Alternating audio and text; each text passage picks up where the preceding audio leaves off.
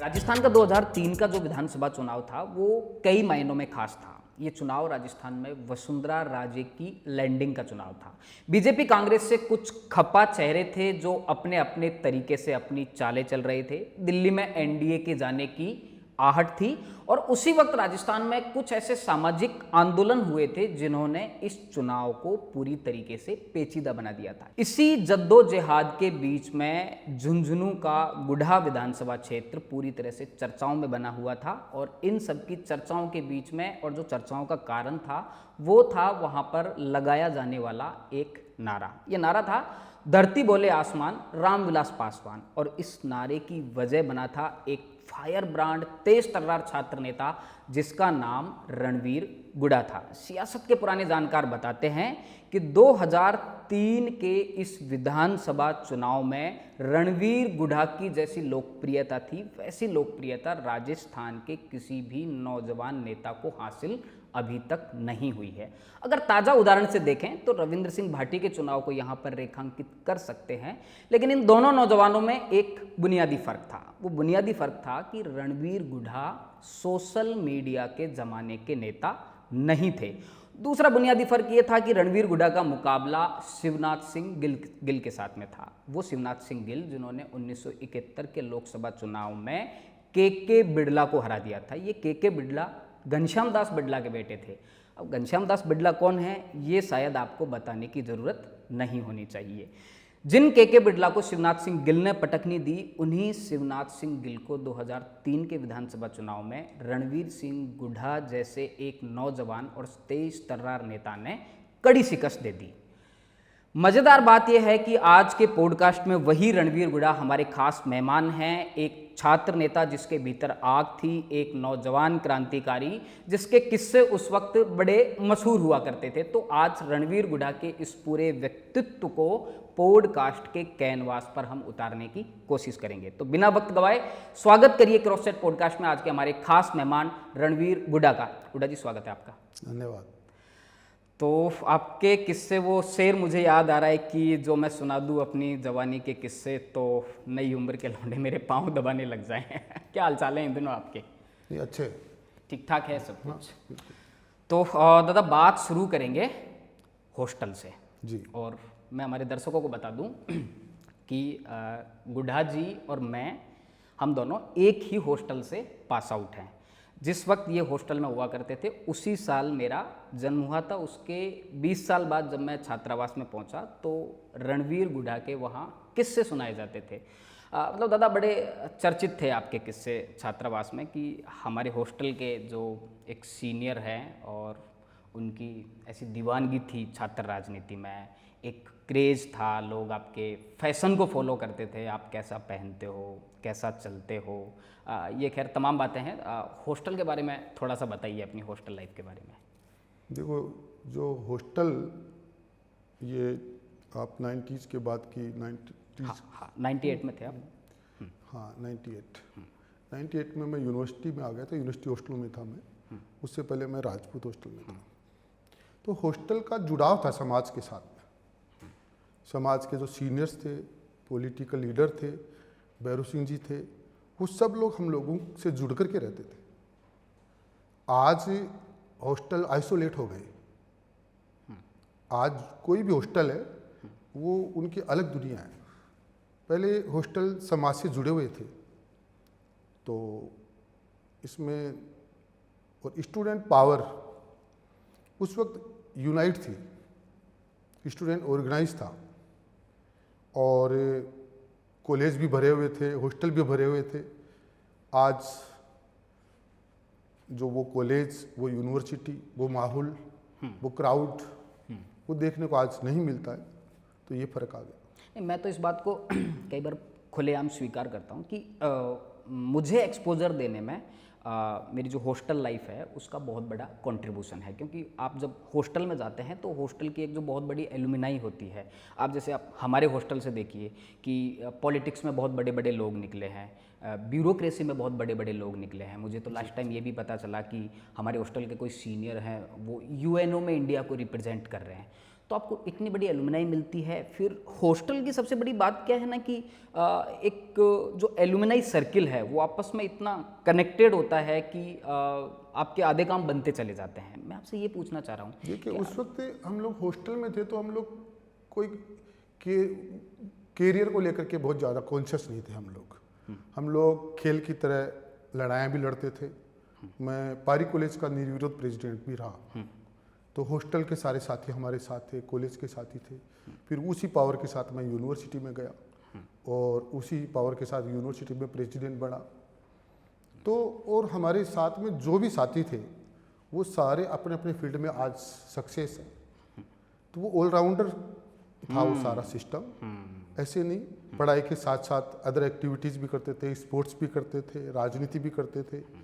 तो उस वक्त जो राजपूत हॉस्टल या राजस्थान यूनिवर्सिटी के जो हॉस्टल्स थे, हॉस्टल्स के अंदर जो सरकार का भी बहुत ज़्यादा उस वक्त सपोर्ट था।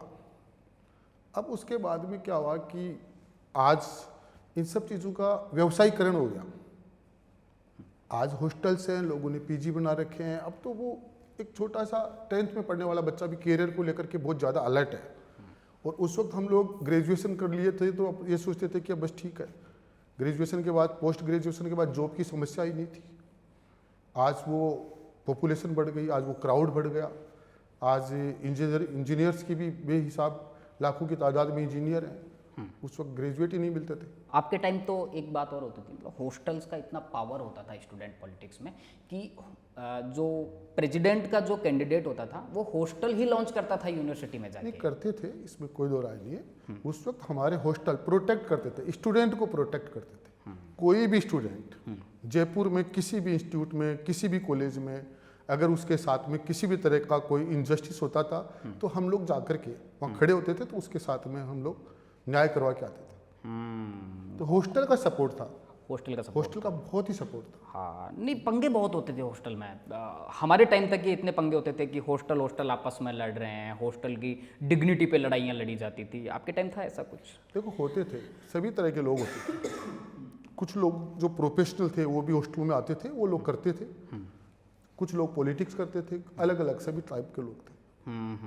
तो किन से चलते थे आपके पंगे किन के साथ चलते थे? नहीं, मेरा ऐसा कुछ नहीं था। मेरा ये था, कोई भी स्टूडेंट किसी भी कॉलेज से, चाहे वो किसी भी डिपार्टमेंट से अगर हमारे हॉस्टल में आता, हमारे पास आता अपनी समस्या को लेकर के, तो हम उसके लिए जा करके और उसकी समस्या के लिए लड़ते भी थे, हम खड़े होते थे। और इसमें कोई दो राय नहीं है कि हॉस्टल वहाँ बहुत बड़ी पावर थी उस वक्त। उस जमाने में हमारा हॉस्टल जो था वो बहुत बड़ी पावर था।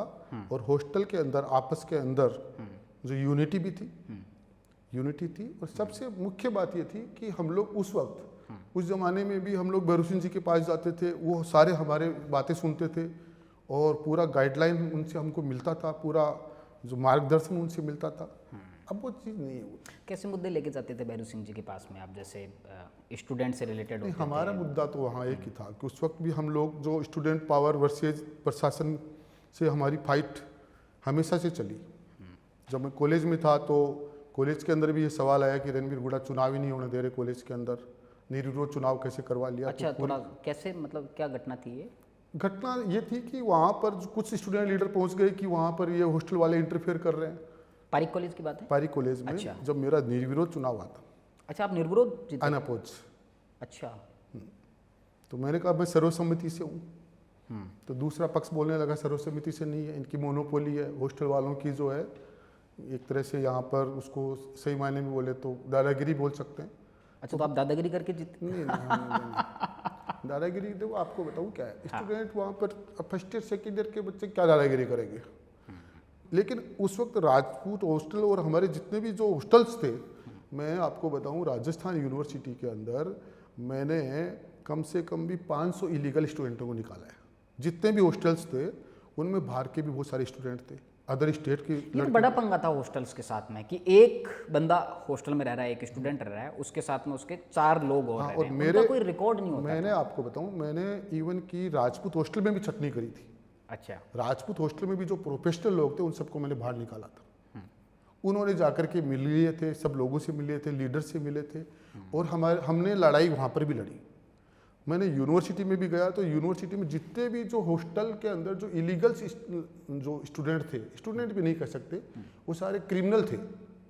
क्रिमिनल यूनिवर्सिटी में मेरे जाने से पहले बहुत सारे यूनिवर्सिटी हॉस्टल्स थे, वो चीफ वार्डन से मिल करके या उनको जो भी है रहा वहाँ पर, क्योंकि मेरे से पहले महेंद्र चौधरी प्रेसिडेंट होते थे और महेंद्र चौधरी के बाद में फिर हनुमान बेनीवाल आए।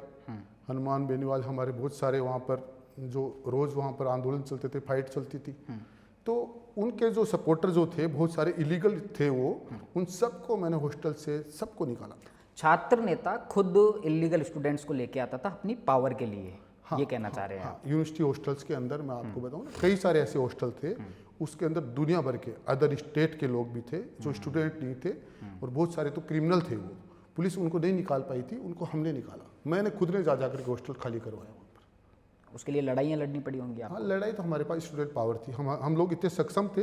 राजस्थान यूनिवर्सिटी के अंदर चाहे हम हॉस्टल में भी रहे तो इलीगल्स जो स्टूडेंट नहीं थे उन सबको हमने निकाला। अच्छा, यूनिवर्सिटी कब गए आप? पारिक कॉलेज के बाद में फिर यूनिवर्सिटी 96? यूनिवर्सिटी के अंदर मैं आप देख लो कि 91 92 के अंदर तो मैं पारी कॉलेज छोड़ दिया था। हाँ। उसके बाद में 3-4 के बाद में मैं यूनिवर्सिटी में रहा, और उसके बाद में लगातार आपने यूनिवर्सिटी में एक्सरसाइज किया। उसके बाद में महेंद्र चौधरी अध्यक्ष बनते हैं। हाँ, कई महेंद्र चौधरी थे 96 में। हाँ, मैं जब वहाँ पर मैंने स्टूडेंट जब चुनाव लड़ने लगा उससे पहले महेंद्र चौधरी प्रेसिडेंट थे। हाँ। और महेंद्र चौधरी ने के बाद में हनुमान बेनीवाल। हनुमान बेनीवाल आ गए थे। हाँ। तो उस वक्त जो है यूनिवर्सिटी के अंदर काफ़ी बदमाशियाँ होती थी। उस वक्त हॉस्टल पूरे के पूरे बदमाशी के अड्डे बन गए थे। उन सारे के सारे बदमाशों का हमने इलाज किया था। यूनिवर्सिटी को बदमाशों से खाली हमने करवाया था। कैसी बदमाशियाँ होती थी, जैसे बताइए? बदमाशी क्या? तो आप देख लो, जो स्टूडेंट रह रहे हैं वहाँ पर, जो जिसका परसेंटेज बेस पे एडमिशन हो रहा है, 5 लड़के दूसरे आकर के उनको बाहर निकाल दिए। वो उस वक्त के चीफ वार्डन से मिल करके रहते थे, वाइस चांसलर भी उनसे डरते थे। तो उन सबका जो है जितने भी इस टाइप के लोग थे उन सबको वहाँ से, यूनिवर्सिटी से, वहाँ के हॉस्टल्स से सबको आउट किया हमने। और आपने पहला चुनाव कब लड़ा यूनिवर्सिटी का? 96 में? यूनिवर्सिटी का हाँ 97। मैंने एक्चुअली में तो 2 चुनाव मैंने लड़े थे राजस्थान यूनिवर्सिटी में। जो एक चुनाव में मेरे सामने हनुमान बेनीवाल थे 97 वाले। हाँ, तो उसमें NSY और ABVP दोनों के ऊपर ही राजपूत थे। NSY से कौन था? NSY से मदन सिंह राठौड़ थे। हाँ। और ABVP के से थी मनस्विनी सिंह शेखावत। क्या नाम था? मनस्विनी सिंह शेखावत। अच्छा। बाईसा थे। तो अब दोनों राजपूत थे। उसमें जब चुनाव मेरा हनुमान बेनीवाल का हुआ तो पहले 34 वोट से मैं जीता था। पहले आप जीते थे उस चुनाव के अंदर? आप निर्दलीय थे? हाँ, मैं निर्दलीय हनुमान बेनीवाल भी निर्दलीय थे? तो मैं जीता था। उसके बाद में वहाँ पर जो पंगे होने लगे कि हमने कहा इसकी रिकाउंटिंग कराओ। हाँ। और वो रिकाउंटिंग करवाई नहीं थी। और फिर हनुमान बेनीवाल के पिताजी बीजेपी के MLA थे, भैरव सिंह जी के खास थे, रामदेव जी। हाँ। तो भैरव सिंह जी ने या सरकार ने जो भी कुछ हुआ, RR के वोट, रिसर्च स्कॉलर के वोट कभी काउंट नहीं होते। हाँ। वो वोट काउंट करा करके जबरदस्ती हनुमान बेनीवाल को 100 वोट से जिताया था। अच्छा। हनुमान बेनीवाल जीते नहीं थे मेरे सामने। आप जीते थे? आप ये कह रहे हैं कि 34 वोट से रणवीर गुड्डा चुनाव? गुड्डा जीते थे। रणवीर सिंह मैंने जीता था। उसके बाद में जब उसको जबरदस्ती इस तरह से जिताया, तब उसके बाद में पूरी यूनिवर्सिटी में दंगे हुए थे। अगले दिन फोटो छपी थी रणवीर गुड्डा हनुमान बेनीवाल की, इतना जबरदस्त पंगा हुआ था कि बाहर से फोर्स आई थी। ये पूरी कहानी बताइए आप एक बार। हाँ, तो उसमें क्या हुआ, फिर वो पूरा ही साल, हनुमान बेनीवाल का पूरा ही साल वो दंगों में निकला। हमने हनुमान बेनीवाल को प्रेसिडेंटशिप ठीक से नहीं करने दी, आपको बताऊं। उस पूरा इसीलिए वो उसी टाइम को सब लोग याद करते हैं। और तो हनुमान बेनीवाल स्ट्राइक नहीं करवा पाए, हनुमान बेनीवाल वहाँ पर कुछ करवा नहीं पाए। राजस्थान यूनिवर्सिटी के अंदर मैं अपने आप को, मैंने हार स्वीकार करी नहीं। हर दिन हम लोग, अच्छा, आप खुद को प्रेसिडेंट मानते थे? मैं मानता ही नहीं था कि मैं हारा हूँ, मैं हारा ही नहीं था। और उसके बाद जब नेक्स्ट जो इलेक्शन आया, तब हनुमान बेनीवाल की पूरी टीम ने ये चुनाव ही नहीं लड़ा, राजकुमार शर्मा के साथ लग गए सारे लोग। राजकुमार शर्मा मेरे सामने थे। और फिर ABVP का टिकट फिर राजपूत को दे दिया। किनको मिला था उस टाइम? वो तेज सिंह जी को, तेज सिंह, हाँ, जो वो राजपूत। हाँ। और जो जनरल सेक्रेटरी रहे थे यूनिवर्सिटी के, वो ABVP से, तो वो 2 राजपूत हो गए। हाँ।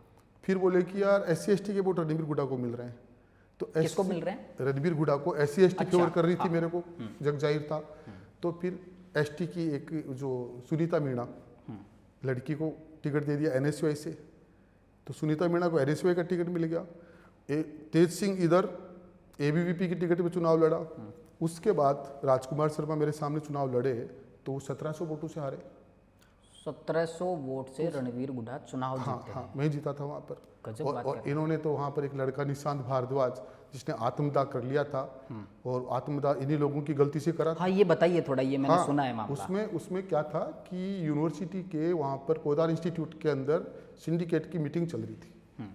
मीटिंग चल रही थी और उसके मीटिंग के बाहर कुछ बच्चे 10-20 जो स्टूडेंट थे वो वहाँ पर जो गेट के ऊपर खड़े थे।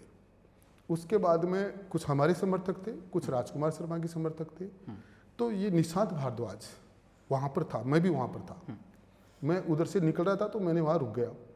इनके हाथ में मैंने जो ये पेट्रोल, एक बोतल थी जिसमें किसी ने मेरे को कहा इनके पास पेट्रोल डाल रखा है। भारद्वाज के हाथ में थी। निशांत भारद्वाज के हाँ। साथ में राजकुमार शर्मा का भाई था राजपाल शर्मा। इन लोगों के हाथ में जो पेट्रोल, एक बोतल थी जिसमें पेट्रोल डाल रखा था इन लोगों ने, और इन्होंने बाकायदा एक फोटोग्राफर ले रखा था।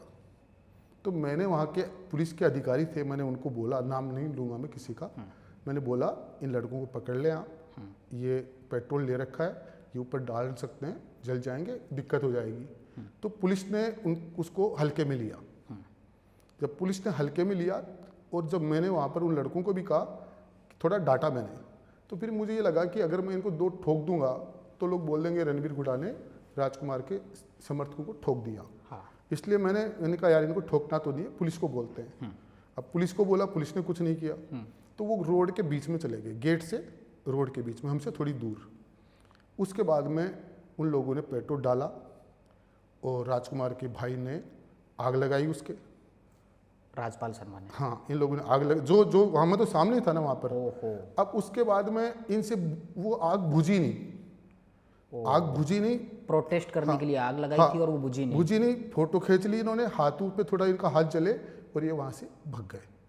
अच्छा। उसको छोड़ के भग गए। तो मैंने वहाँ से दौड़ करके उसको गिराया, उस पर मिट्टी डाल करके उसको बुझाने की कोशिश करी और फिर हमने पुलिस को ठोकना शुरू कर दिया।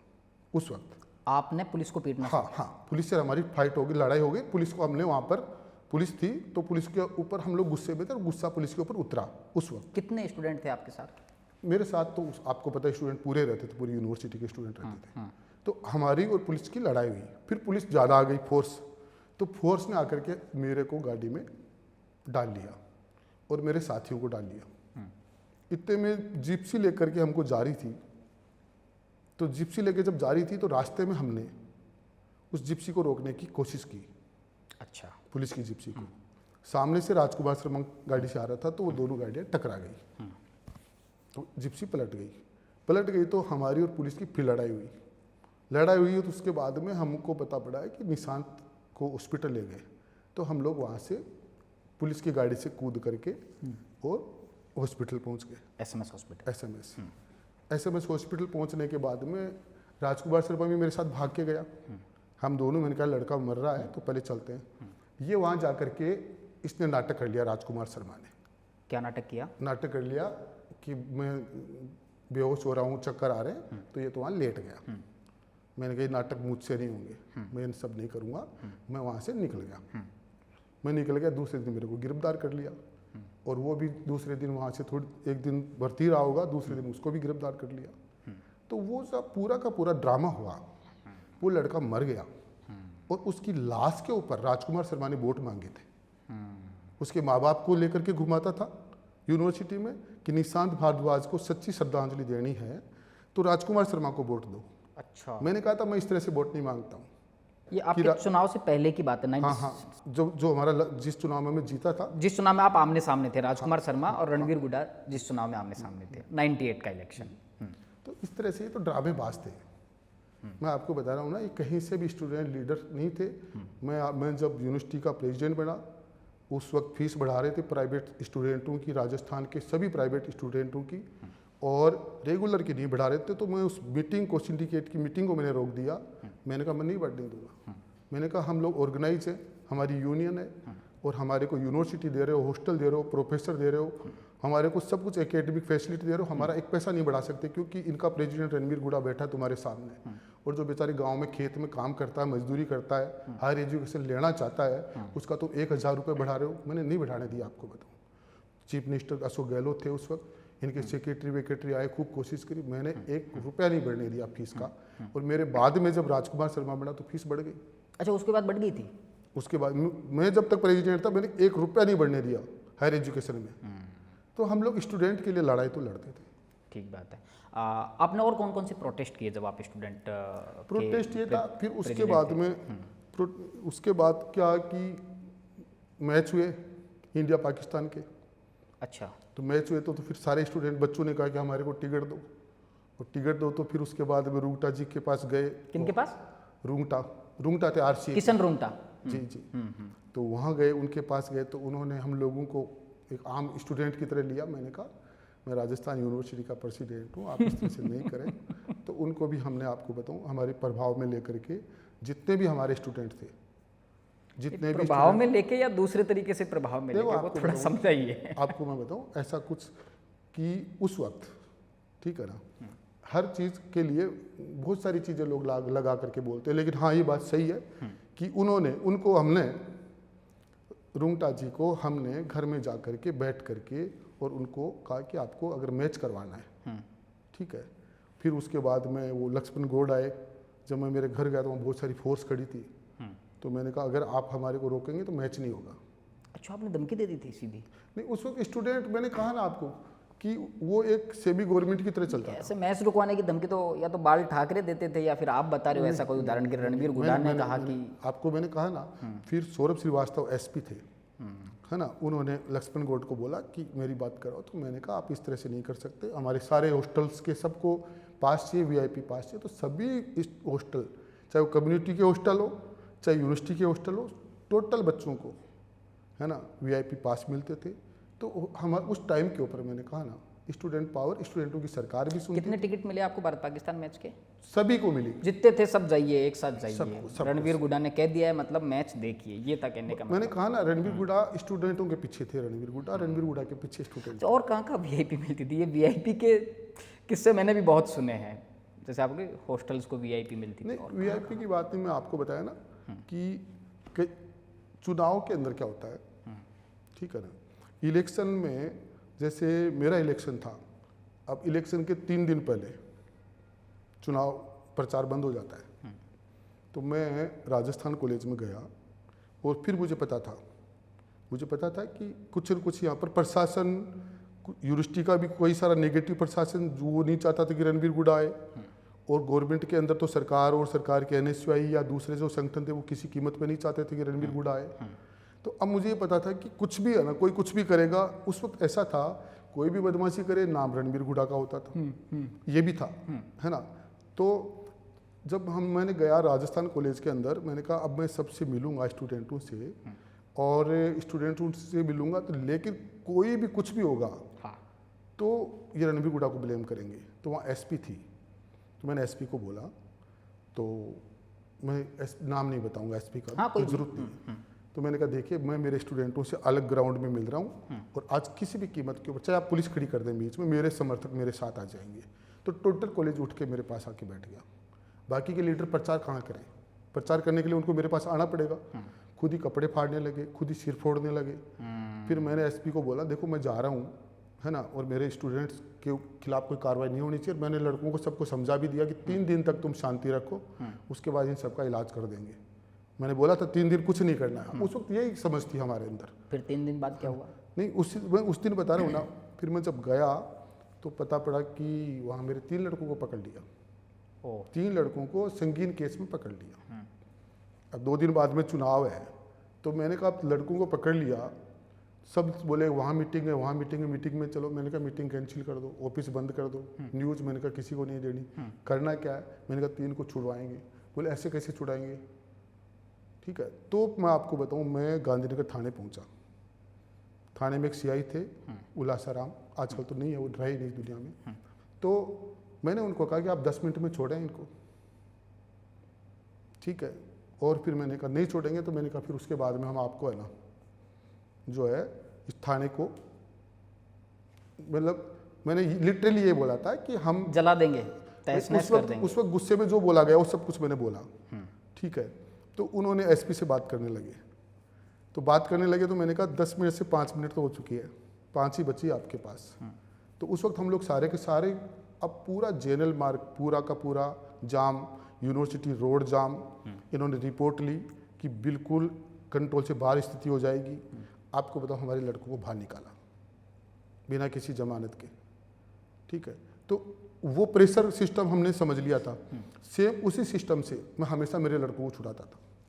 गांधीनगर पुलिस स्टेशन, उसमें कभी भी नाजायज किसी लड़के को पकड़ के लेके गए तो उसको हमने है ना जाकर के हाथ पकड़ के लेके आते थे। तो उस जब मैं सारे लड़कों को लेके आ गया तो वहाँ ऑटोमेटिक मेरे मोटिवेशन मेरी टीम में रहता था, तो मैं किसी भी कीमत के ऊपर हम लोग आर पार की लड़ाई लड़ करके प्रेसिडेंट बने। और प्रेसिडेंट बनने के बाद में आपको बताओ इंटरनेशनल प्रोग्राम हमने कराए यूनिवर्सिटी के अंदर, जो पीस, जो अनुशासन, जो लोग सोचते हैं कि रणबीर हुड्डा, मैं आपको बताऊं मेरे डिपार्टमेंट, मेरा जो बैच था साइकोलॉजी डिपार्टमेंट में था मैं, उस डिपार्टमेंट में मेरी एचओडी, मेरे स्टाफ, मेरे टीचिंग नॉन टीचिंग सब लोगों से मेरे हार्टली रिलेशन थे। ऐसे नहीं था हम लोगों की सिर्फ लड़ाई, जो लोग क्रिमिनल्स थे, एक्चुअल में क्रिमिनल्स थे, उनसे हमारी लड़ाई रही। क्रिमिनल्स को मैंने यूनिवर्सिटी से निकाला, हॉस्टल से निकाला, चाहे वो कोई भी हो, जबरदस्ती। फिर एक ये बात सही है कि बहुत सारे लोग जो नाम से बदमाशी करने लगे, बदनाम भी करने लगे, तो ये सारी चीज़ें साथ साथ चली। नहीं, ये बात तो मैं ऑन कैमरा बोल सकता हूँ कि जो यूनिवर्सिटी के सामने जो जनता स्टोर है, वहाँ एक जो खवास जी है, 30-35 साल से उनकी वहाँ पे शॉप है सैलून की। तो मैंने उनसे पूछा था एक बार, मैं वहाँ आता जाता रहता था, कि अभी तक आपने इतने छात्र नेता देखे हैं यूनिवर्सिटी में, तो उनमें से आपको सबसे ठीक बंदा कौन लगा, जो सबसे अच्छा छात्र नेता? तो उन्होंने आपका नाम लिया, मतलब मैं ये ईमानदारी से बता रहा हूँ ऑन कैमरा। तो उन्होंने कहा कि जो रणवीर गुढ़ा थे, उनका एक क्रेज था स्टूडेंट के अंदर, और वो उस दौर के सेलिब्रिटी स्टूडेंट लीडर थे। अच्छा, मैं इस बात पे भी आऊँगा। आपका ड्रेस कोड बड़ा चर्चित था उस वक्त, जींस के ऊपर कुर्ता, राजस्थानी मोजड़ी, और एक कंबल डालते थे आप, वो नीचे से दबा के, घुंघराले बाल, वो थोड़ा बताइए। देखो मैं आपको बताऊं कि उस वक्त सारे ये ट्रेंड्स, सारे फैशंस उसी वक्त आए थे। सारा टेलीकॉम, पेजर से मोबाइल, मतलब दुनिया चेंज हो रही थी, इसमें कोई दो राय नहीं है। हम लोग जो टेक्नोलॉजी 21वीं सदी की तरफ जा रहे थे, टेक्नोलॉजी के साथ साथ हमारी राजनीति शुरू हुई थी। तो मैं आपको बताया ना कि हम लोग एक टीडी दल की तरह थे। हम छात्र राजनीति, हमारी प्रेस कॉन्फ्रेंस होती थी जयपुर की सारी बड़ी बड़ी होटलों के अंदर होती थी। उसके बाद में पुलिस भी रोज़ आईजी बैठ करके मीटिंग लेते थे कि इनको कैसे रोकें, कैसे क्या करें इनका, और हमारा पूरा साथ देता था यूनिवर्सिटी का जो प्रशासन जो था। हमारा डीएसडब्ल्यू प्रोफेसर शास्त्री, हमारे वाइस चांसलर मैडम आहूजा थी। तो हम लोग जो है ना, ऐसे नहीं खेल की तरह, लेकिन हमारी कोई ऐसा नहीं था, कोई न्यूसेंस नहीं था हमारा। लेकिन ये बात फैक्ट है कि जब भी हम प्रेस कॉन्फ्रेंस करते थे तो वहाँ पे 100 से भी ज़्यादा लोग होते थे, कई 100 होते थे, ठीक है। तो उसमें, और हमने राजस्थान यूनिवर्सिटी में जो राजनीति करी, उस राजनीति के अंदर आज तो लोग पकड़ने लग गए। मैं आपको बताऊं, पीजी के अंदर प्री पीजी का जो घोटाला हो गया था, घोटाला तो किसने किया आई डोंट नो, लेकिन हमने बहुत सारे लड़कों को पास कराते थे, हम लोग लड़कों को टॉप भी कराते थे। उस वक्त राजस्थान यूनिवर्सिटी के अंदर ही एसएमएस मेडिकल कॉलेज का कंट्रोलर जो हमारा ही होता था। एमबीबीएस में वो जो डॉक्टर को पास हम कराते थे, पीजी हम कराते थे।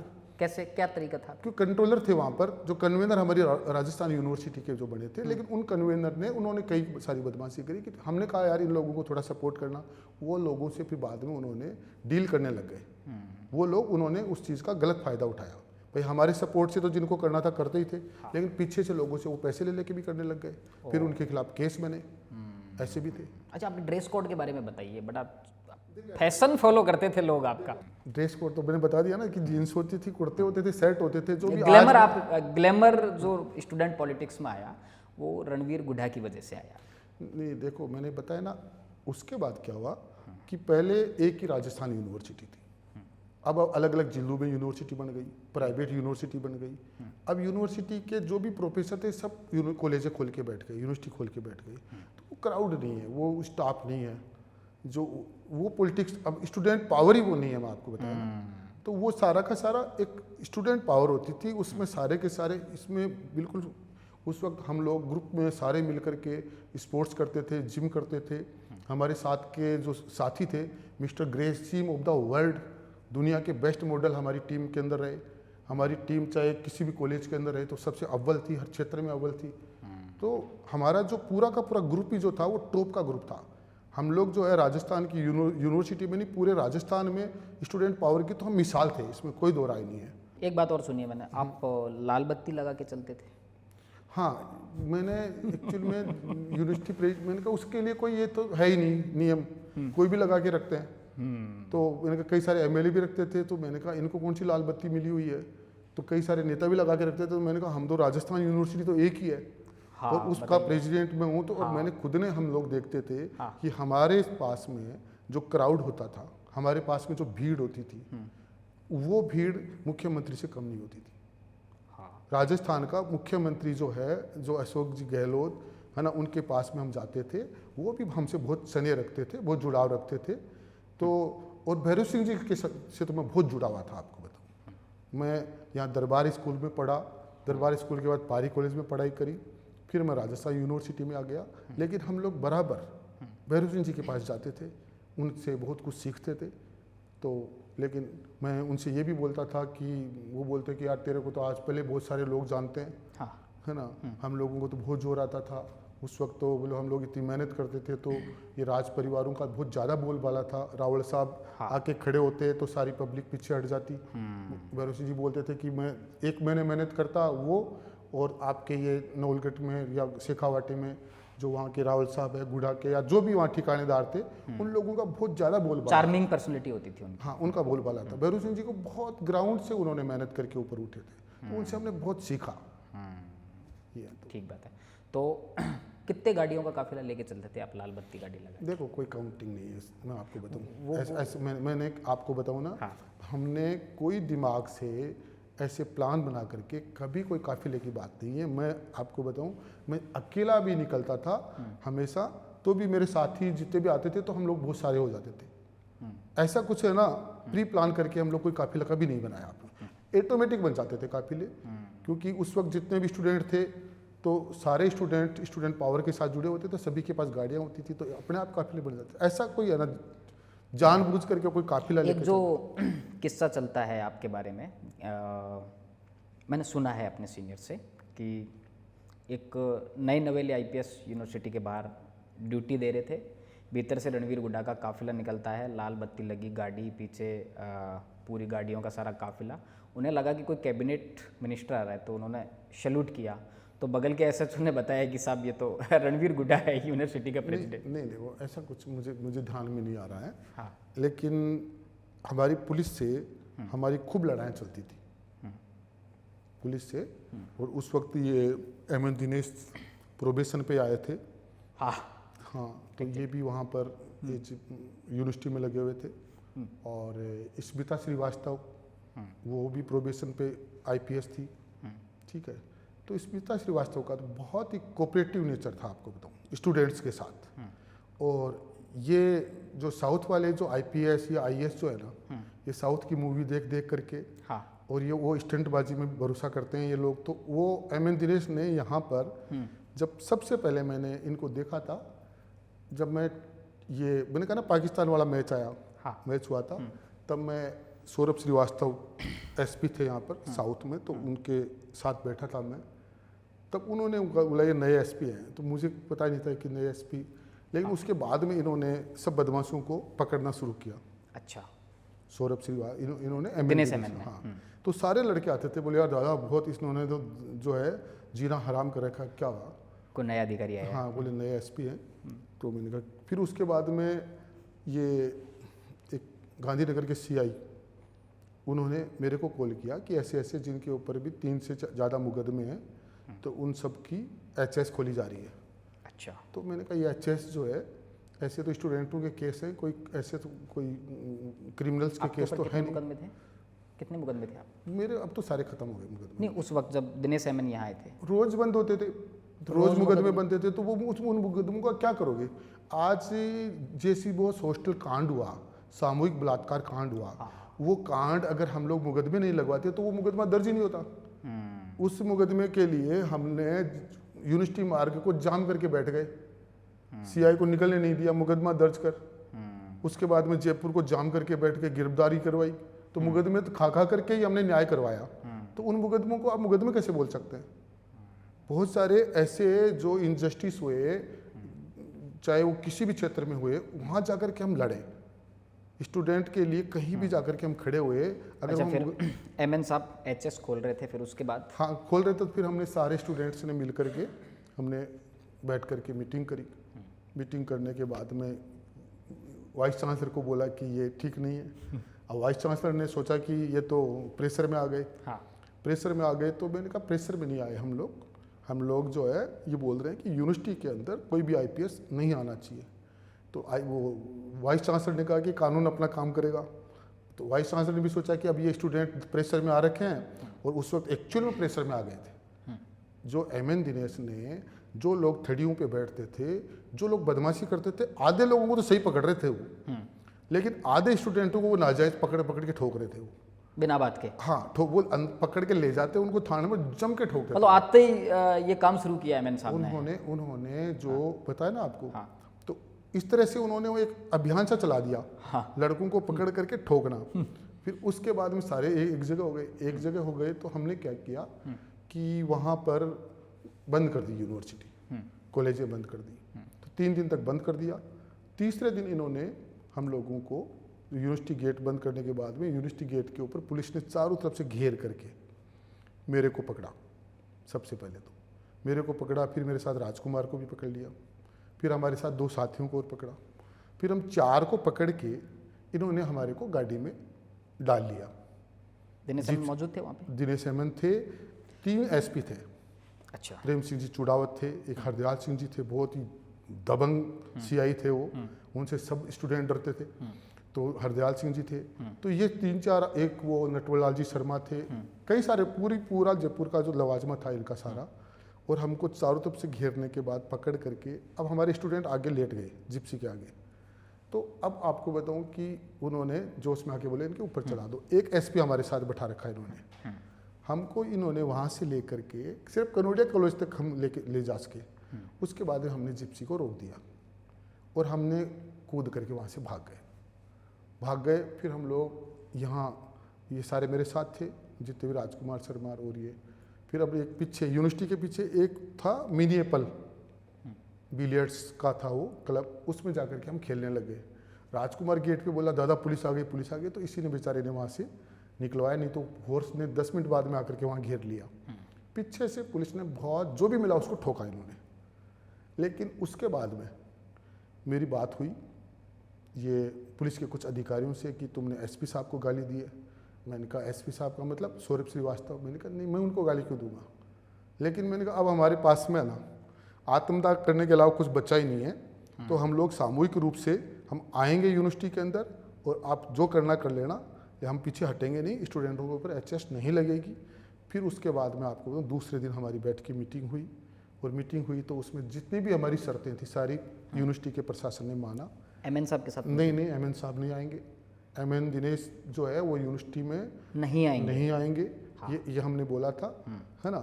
लेकिन उस वक्त हमने आपको बताऊं यूनिवर्सिटी के प्रशासन को और पुलिस के प्रशासन को दोनों को झुकने के ऊपर मजबूर किया था। दिनेश एमएन यूनिवर्सिटी नहीं आए फिर?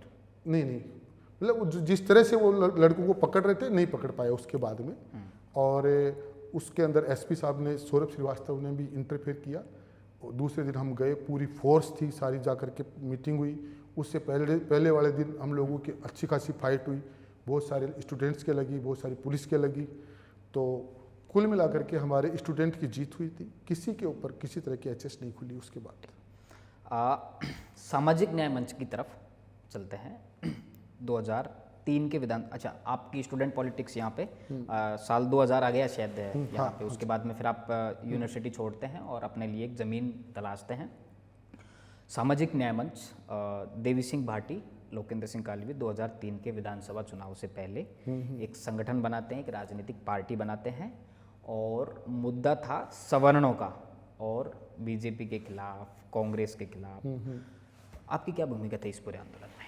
उस वक्त उनके साथ में देवी सिंह जी भाटी और लोकेंद्र सिंह कालवी, सत्यनारायण सिंह सैनी, तीन बड़े, पंडित सुरेश मिश्रा, सुरेश मिश्रा भी थे, मिश्रा जी थे। हाँ, तो ये चार लोगों ने मिल करके एक सामाजिक न्याय मंच बनाया। अब उस सामाजिक न्याय मंच को हमने, हमारी टीम ने, पूरे यूथ ने महेंद्र भाटी के साथ में मिल करके हमने पूरे राजस्थान के अंदर और हर जिले में लाखों लोगों को आंदोलित किया, लाखों यूथ को इनके साथ में जोड़ा और उस लड़ाई में, इसमें कोई दो राय नहीं, देवी सिंह भाटी ने कोई कसर नहीं छोड़ी मेहनत करने में, इन्होंने बहुत मेहनत करी। लोकेंद्र सिंह जी कालवी साथ में थे, सभी लोग थे। आप उसके यूथ फिगर थे? हाँ, मैं उनके बिल्कुल सही कह रहे हैं आप। उस वक्त मैं स्टूडेंट्स का एक तरह से मैं लीडर था, यूथ का भी लीडर था मैं। तो हमने बताया ना आपको, हमने पूरी आर पार की लड़ाई हमने लड़ी थी और उसके अंदर आप देख लो कि पूरे राजस्थान के लोग ऑर्गेनाइज हुए और उसमें हमको कामयाबी भी मिली। उसमें प्रोटेस्ट खूब हुए थे, आपकी झड़प हुई कई बार, अगर आप याद कर पा रहे हैं। देखो वो बात सही है, इसके अंदर झड़प की तो आप क्या बोलेंगे, लेकिन मैंने बताया ना हर जिले में 2-2, 3-3 लाख, 4-4 लाख लोग, बड़ी बड़ी रैलियाँ होती थी। हाँ, की रैलियाँ हुई और इस आंदोलन को जो आज EWS की जो सरकार ने ये मांग पूरी करी है, ये इसमें कोई दो राय नहीं है कि केंद्र की सरकार ने कर दिया। अगर कांग्रेस होती तो हमेशा से कांग्रेस ये सब कभी नहीं करती। कांग्रेस ने राजनीति करी, सिर्फ इसके ऊपर बात ही करी लेकिन काम नहीं किया। तो ये सारा काम, इस बात को ऊपर उठाने में चाहे पूरे देश पे लागू हुआ, लेकिन इसकी शुरुआत राजस्थान से हुई थी, हम लोगों से हुई थी। नहीं, उससे पहले एक और घटना हुई थी, चुनावों से ठीक पहले की बात है, अगर मैं याद कर पा रहा हूँ तो स्टैचू सर्किल पे कोई पंगा हुआ था। आप लोग बैठे थे अपने यूथ टीम के साथ में। जी। स्टैचू सर्किल पे बड़ा धरना चल रहा था, देवी सिंह भाटी वहाँ मौजूद थे, लोकेंद्र सिंह कालवी वहाँ मौजूद थे और यूथ को लीड कर रहे थे रणवीर गुड्डा। हाँ। उसके 3 दिन बाद में अटल बिहारी वाजपेयी की रैली थी जयपुर में और युवा मोर्चा के अध्यक्ष हुआ करते थे प्रताप सिंह खाचरियावास, आप ही के राजस्थान विश्वविद्यालय के सीनियर छात्र संघ अध्यक्ष। और उसके बाद क्या घटना हुई वो आप थोड़ा सा बता दीजिए। देखो, हम लोग स्टैचू पे बैठे थे तो पुलिस की गाड़ियाँ घूमने लग गई थी चारों तरफ। मैं, महेंद्र भाटी, हम लोग साथ में थे। उनके साथ एक कोई पंडित जी थे और कई सारे लोग थे। तो जैसे पुलिस की जिप्सियाँ घूमने लगी तो फिर वो ये हुआ कि पुलिस अब गिरफ्तार करेगी। पुलिस सबको पकड़ के गिरफ्तार कर रही थी, नेताओं को पकड़ लिया था। फिर उसके बाद में 3 दिन बाद सभा होनी थी। सभा के लिए हमने बोल रखा था कि सभा को हमने रोकना है, जा करके प्रधानमंत्री की जनसभा को नहीं होने देंगे। ये रणवीर गुड्डा का ऑफिशियल स्टेटमेंट था, ये देवी सिंह भाटी का स्टेटमेंट था और ये लोकेंद्र सिंह कालवी का स्टेटमेंट था। ये हमारा जो स्टेटमेंट था कि हम विरोध करेंगे, रोकेंगे, सभा नहीं होने देंगे, भाषण नहीं होने देंगे, ये हमने बोला था उसके बाद में सब ने बोला कि भाई अगर इस तरह से बंद हो जाएंगे तो अपनी इज्जत खराब हो जाएगी, अपनी बात खराब हो जाएगी। तो मैं वहाँ से निकल करके मैंने अपने सारे लोगों को हॉस्टल में जा करके, यूनिवर्सिटी में हॉस्टल में सब लोगों की टीम को मैंने तैयार किया था। और जब वो सभा हुई थी अटल जी, उससे पहले एक और पंगा हुआ था, वहाँ युवा मोर्चा की रैली निकल रही थी तैयारियों से पहले। अच्छा। जी, अच्छा आप रैली वाला बताइए, उसके बाद में आपने तैयार किया। हाँ, हमने तो जब वो अटल जी की जो सभा हुई थी उसमें जाकर के हमारी पूरी टीम ने जाकर के सबके भाषण सुने। अटल जी का भाषण हुआ तो हमने अटल जी के भाषण को रोका था, हमने प्रोटेस्ट किया था। आप वहाँ मौजूद थे? बिल्कुल, मैं वहाँ पर सिर्फ बिल्कुल सामने था। और अजीत सिंह जी ने अजीत सिंह मामडोली, अजीत सिंह डीजी, अच्छा जो डीजी बाद में बने। ओके, हाँ, वो उस वक्त शायद आईजी थे उस वक्त, IPS अजीत सिंह। हाँ। उन्होंने हमारी टीम को पूरी को घेर लिया, लेकिन उसके बाद में पूरी भगदड़ मच गई थी। और वो जो आंदोलन, वो जो हम लोगों का पूरा जो क्राउड था वो उस रैली में था। और उसके बाद में कुछ लोग प्रोटेस्ट नहीं कर पा रहे थे, वो खड़े होकर चल पड़े, कोई कैसे, लेकिन वो भाषण पूरा अटल जी को रोकना पड़ा था। उस घटना ने आपकी लोकप्रियता को और ज़्यादा बढ़ा दिया, ऐसा कहते हैं लोग। देखो मैंने क्या कहा आपको कि जब मैं यहाँ से गया, जब मैं यहाँ, मेरे को अशोक गहलोत जी ने बोला था स्टेट के प्रेसिडेंट बन जाओ आप NSUI के। अच्छा, आपको ऑफर था ये? हाँ, मुझे ऑफर दिया था। तो मैंने उनको ये कहा था कि मैं आपको और कोई दूसरा नाम बता दूंगा, आप पवन गोदारा को बना दें। मैंने उनको बोला था। तो उसके बाद में गहलोत साहब को ये बात अच्छी नहीं लगी। अच्छा। तो फिर उसके बाद में उन्होंने बोला क्या करेंगे? मैंने कहा MLA बन जाएंगे। MLA कैसे बनेंगे? जैसे प्रेसिडेंट बने वैसे MLA बन जाएंगे। तो फिर मैं यहाँ से जब मैं गया, भाई गहलोत साहब CM थे, CM की बात को मैंने मना कर दिया तो उनको शायद बुरी लगी। ठीक है जी। और मुझे एक्चुअली में क्या है, कांग्रेस की आइडियोलॉजी से हम लोग हमेशा से खिलाफ थे। वो अलग बात है कि हमारे जो परिवार के 2 लोग कांग्रेस के अंदर ही चले गए, लेकिन हमने हमेशा कांग्रेस के खिलाफ ही हमने लड़ाई लड़ी, हमेशा से। तो जब मैं यहाँ से गया, उदयपुर वाटी पहुँचा, तो मैं बोल रहा था मेरे लोगों को कि अब देखना झुंझुनू के SP MN दिनेश साहब आ जाएंगे। क्या बात कर रहे हो? हाँ हाँ, मैंने कहा ना। और पहले ही बता दिया आपने? हाँ, मैंने बता दिया था, क्योंकि गहलोत साहब ने फिर MN दिनेश को झुंझुनू के SP लगा दिया। अब वहाँ क्या होता है कि सेम वही रणनीति जो यूनिवर्सिटी के अंदर जिस तरह से इन्होंने गांधीनगर थाने को हमारे पीछे लगाया और उसमें इनको गांधीनगर थाने को और पुलिस को मुंह की खानी पड़ी। उसमें पुलिस की किरकिरी हुई थी, हमारी नहीं हुई थी। हाँ। ऐसे सेम स्ट्रेटेजी इन्होंने अपनाई।